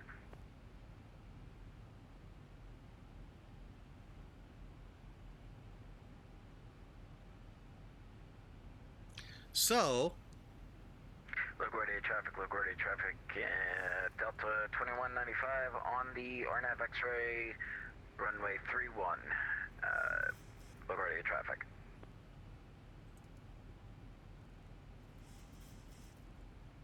Just going to take it nice and gentle descent. All right, flight attendants, we're coming around again.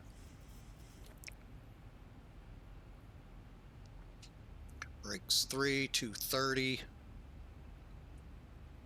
At 1,000 to go. Jack, I want to be slowing us up to no faster than 200. There's our airport. There's our runway, by the way. We actually... Hang on.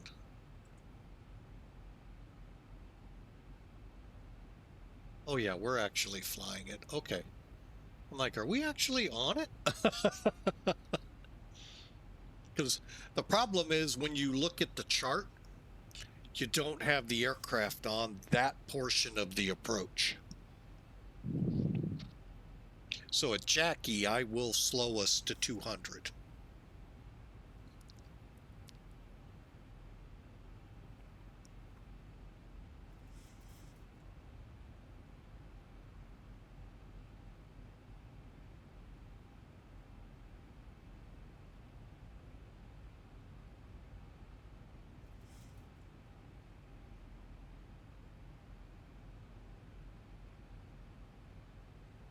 All right, we are approaching 3,000. What is the current altimeter here? 6. Okay.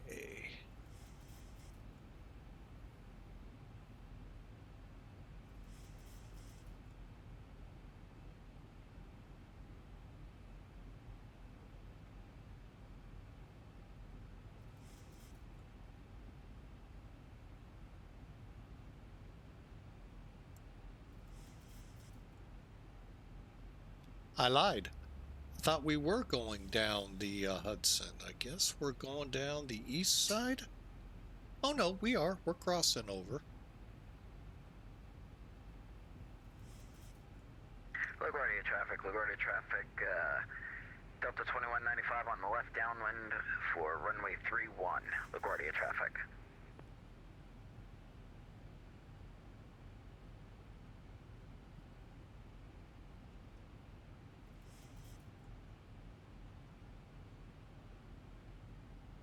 All right, we're gonna...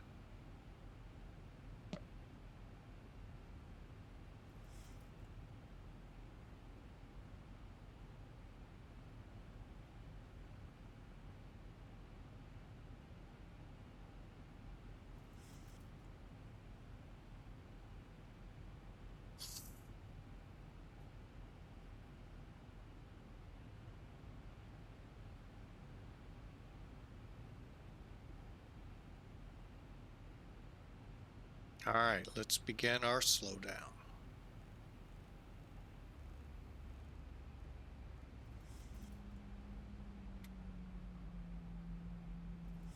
Okay, arm speed brakes.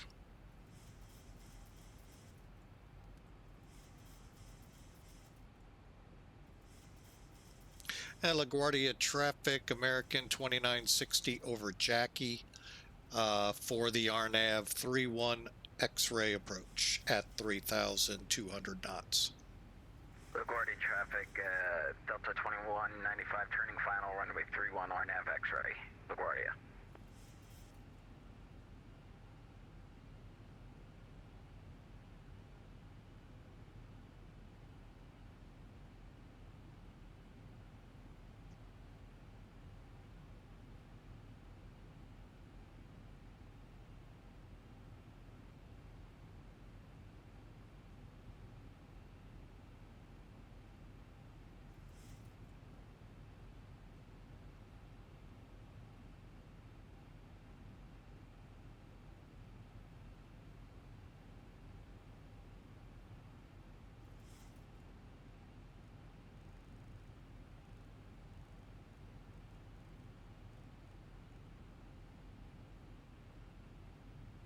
LaGuardia traffic, breaking on 4451, enter left downwind for runway 31, LaGuardia.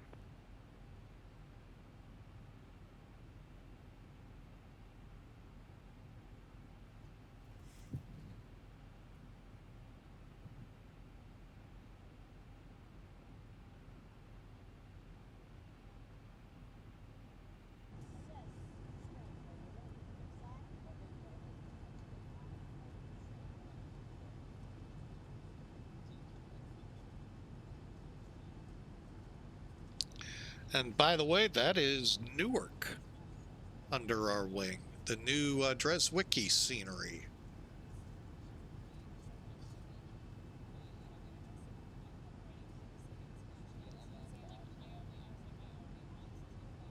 And LaGuardia traffic, Delta 2195 is clear of runway 31. We're going to the Delta gates via Gulf.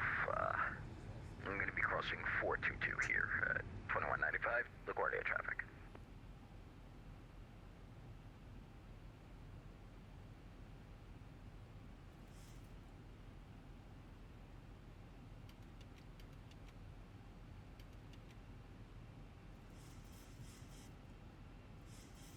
Okay, we're set flaps 5. I'm waiting for the other guy to call final.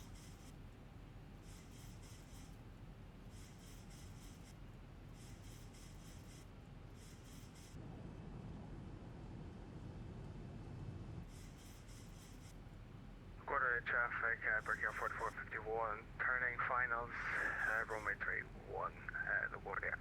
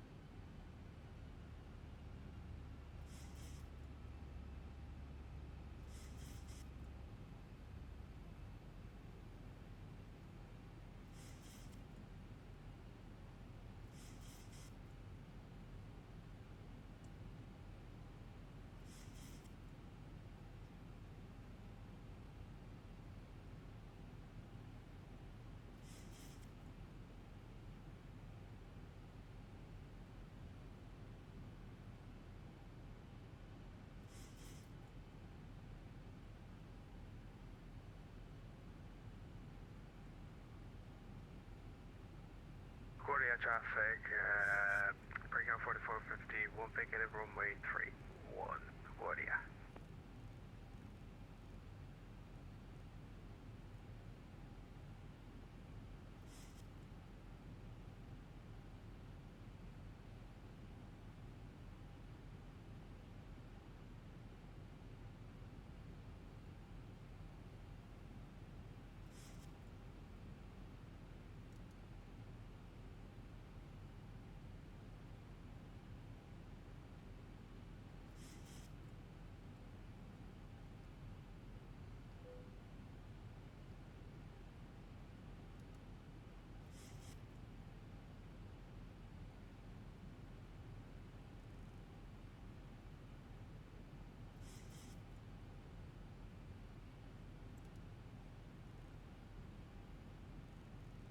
1,000 to go.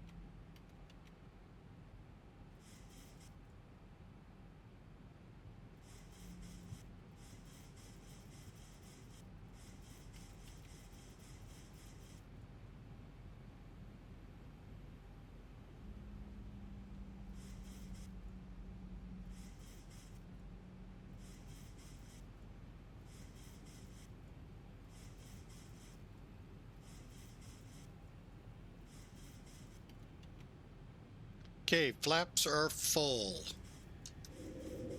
Gonna go ahead, stick the gear out. 2,500. Airfield is visual. LaGuardia traffic, American 2960 on the RNAV 31 X-ray crossing Chaffee for the approach.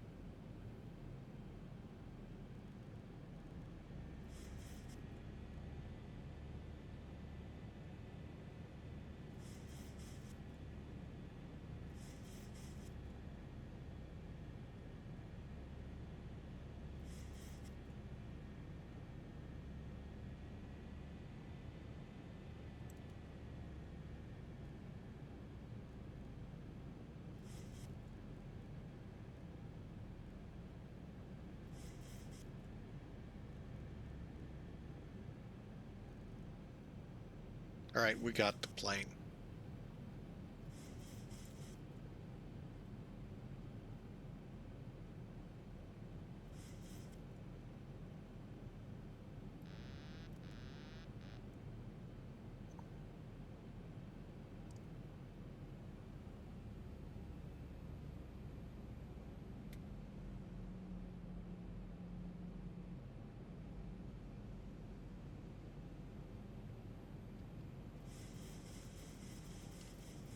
LaGuardia traffic, November 1795, Kilo, taxiing to runway 4 via Echo Alpha Alpha. LaGuardia traffic, American 2960, turning final for 31 on the RNAV.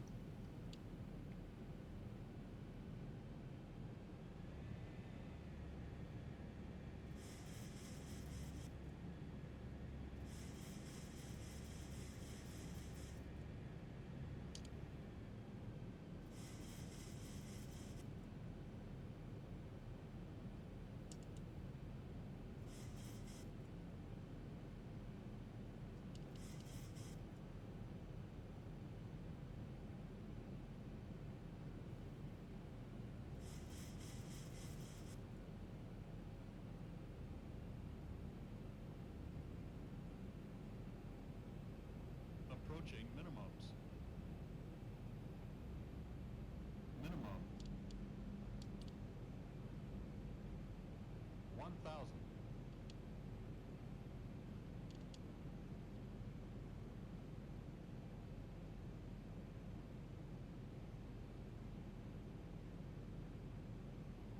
Well, no stable approach award today for me.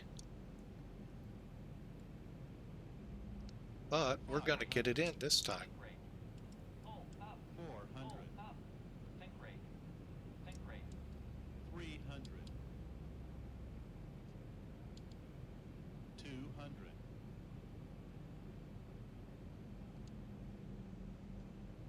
100.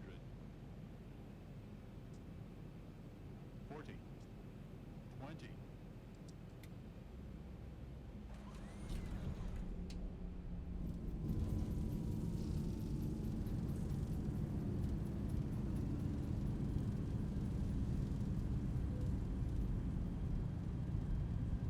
80 knots.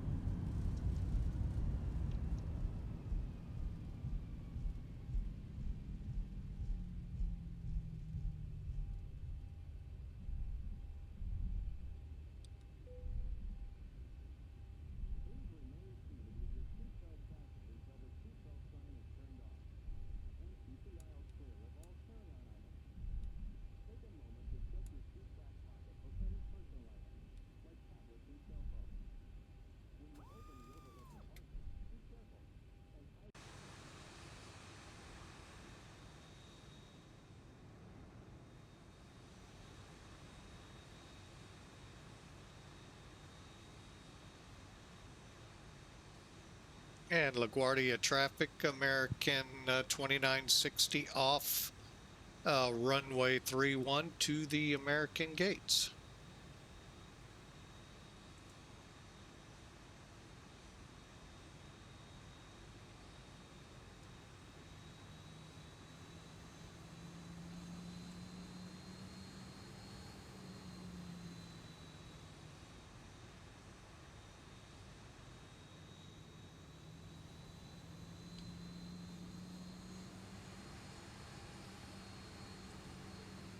Gate 11.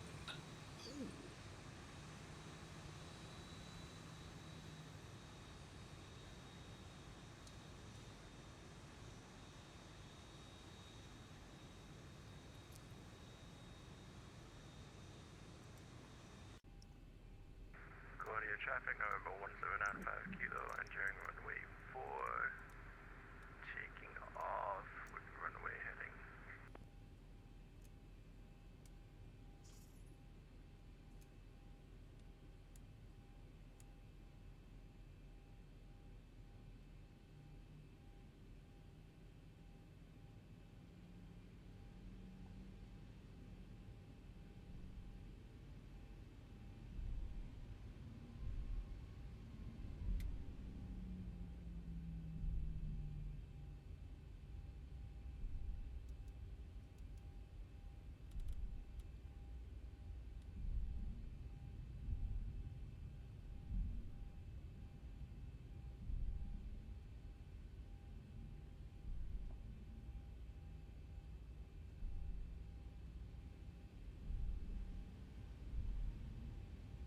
All right, we need to go down, is that 6?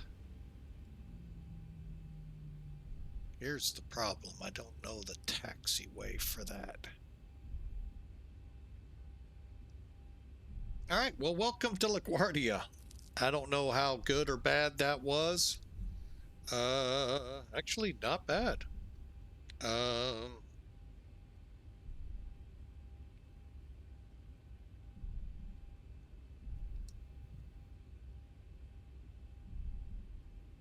Looks like 7.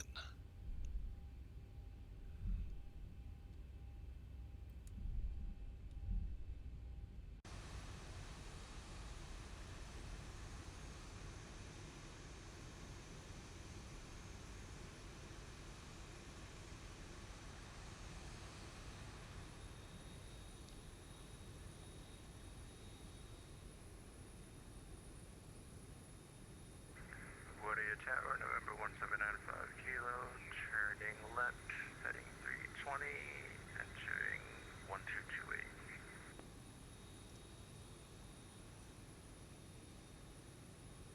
Kind of curious where this one's going to end up at. Let me do a quick check. APU's on.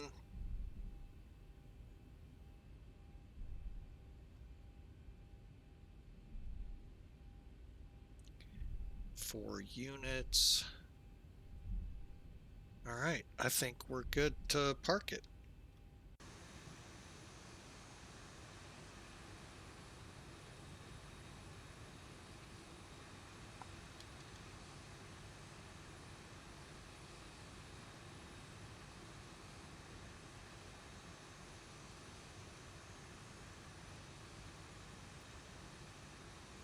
All right, welcome again to LaGuardia. Definitely an interesting airport.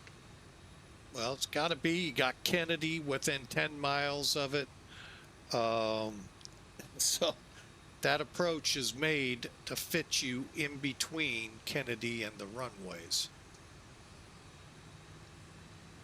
And the key to doing it successfully, stable, and all of that good stuff is to be at the altitudes and speeds, take over, and, you know, do your best, which is what we did. And be ready for a go-around.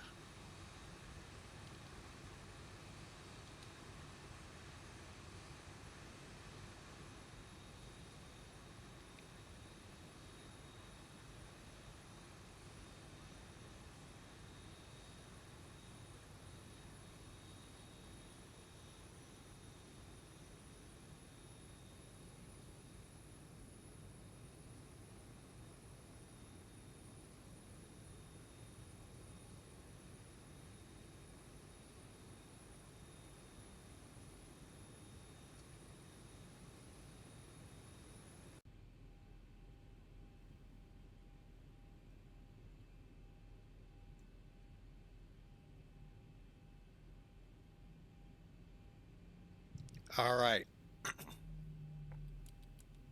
Final checks here.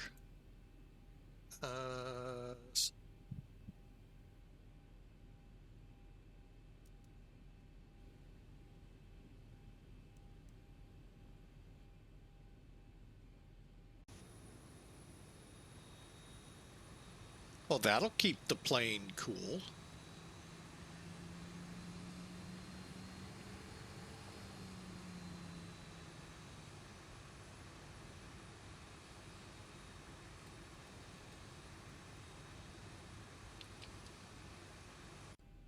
All right, parking brake set. Verified. All right, quick run through here real quick. Probe heat off.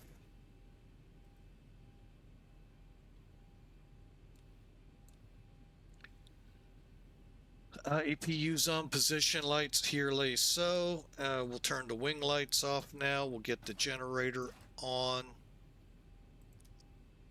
Bleed on.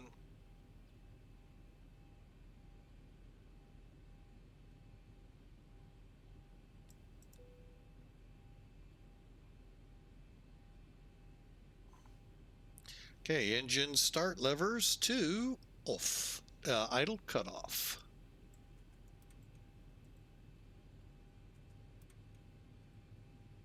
All right, aside from the go-around, that was a pretty good flight.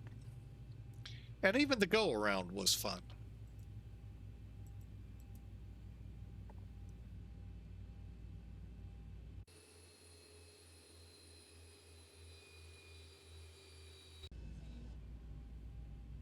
Beacon off.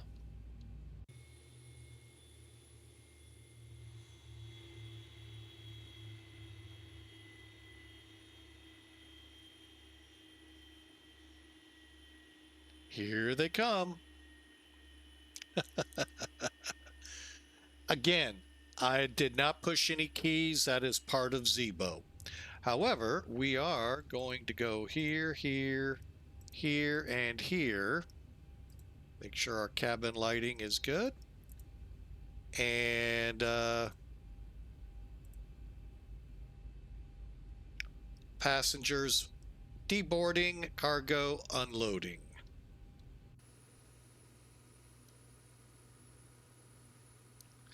That's pretty cool. A little nerve-wracking, but pretty cool nonetheless. All right, we are in LaGuardia. I'm going to do that real quick. Well, no, I'm not. Let me take care of the airline first. They got us to 16, and I know for certain we will not be on a stable approach.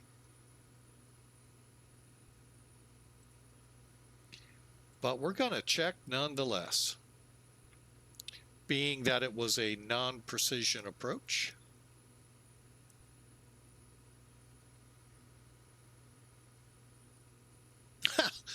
They did say it was stable. Wow. Okay, cool. Landing rate safe. How about that? Thank you, American. Appreciate you. All right. That was a fun flight into LaGuardia. I hope y'all enjoyed. That came from Glacier Park, Montana, Kilo, Golf Papa, India. About 4.5 hours, call it 5 now that we had to do a missed approach and full procedure back to LaGuardia. I hope you enjoyed. Yeah, you all know I'm normally not one to go for the, missed approach. That one was just to give me because I was so high and so fast. No way. So let's take a look here.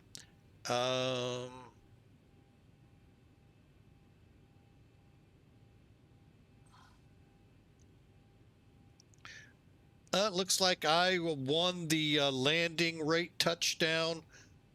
Missed it by 43 feet, but I forgot. You were pretty close there, Hawker. You were within 20, weren't you? Well, I can't even look because Elevatek's already cleared them. But anyway, hey, that was fun. Let's take a look at this flight, okay? So here it is, like I said, pretty standard across the country. Over here to this place called La Garbage Can. And then you can see I was off and went and did the full procedure back in on the RNAV. Ooh, that is awful. But we did it. We made it. And, oh, now Center decides. Oh, wait, that's Boston. Never mind. So anyway, let's zoom in. Get a feel for how we did on the landing. Well, we were on the center line at 123 knots. That's a little slow. 207 feet per minute, 1G. Not bad. And according to American, even though I know that number bounced below 1,000 every now and then to more than 1,000 feet a minute, they called us stable. So, hey, we'll take the points. That's what it's all about, just points. That, no, I don't know. $100 might get me a half a cup of Starbucks coffee. I don't know. So, but I hope you enjoyed this 4th of July flight to New York City. Now, let's do this pop-up. I didn't want any chance of it screwing with our numbers. All right, I want to go this way. So we got a Delta in that gate. I think Delta goes, yeah, where this one is. I think that's the old U.S. Airways terminal. These two piers, and Delta was down here. Now, this, mind you, is back like 2004. There was an airline, I think it was called Song for Delta, and that's where I learned of that terminal. And I think they might have added one. So, but yeah, welcome to LaGuardia. What an interesting layout, isn't it? So, kind of curious if there's like a tram from here to these gates or not. Or do you enter here? You would think there's a way to get from here to here, but it's New York City. They're always on high alert for anything. So, but yeah, what a great flight. and we'll just kind of zoom. There's the New York City skyline from here. You know, it's not the greatest. Oh, we just had an aircraft land. No, taxi out. What are they taxiing to Tutu for? Oh, well. It's LaGuardia. What do you expect? We do whatever we want here. Oh, wait. That's why. Hang on. We got a new ACARS. They're now landing runway 22 and departing 31. Ooh. All right. That's real world, by the way. Almost an hour ago. Holy crap. How'd we miss that? Huh. That's not a supplemental or anything. That is real world. Let's see what say intentions. Yeah, they're same way. Wow. Okay. I was in the wrong.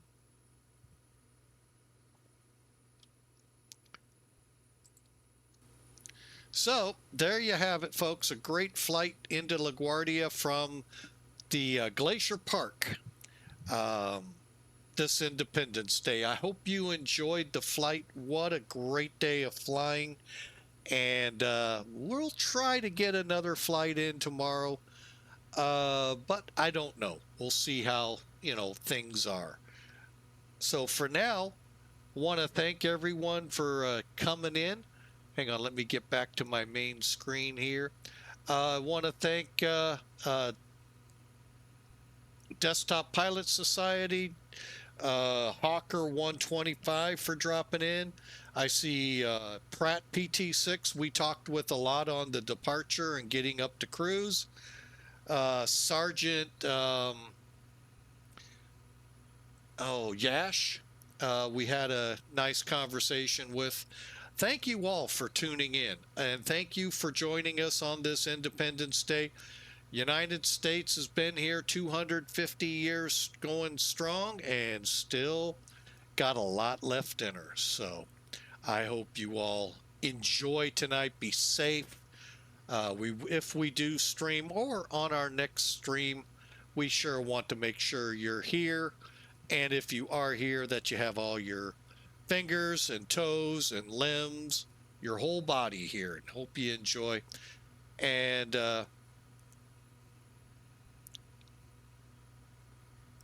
we just hope you take in the 4th of July safely.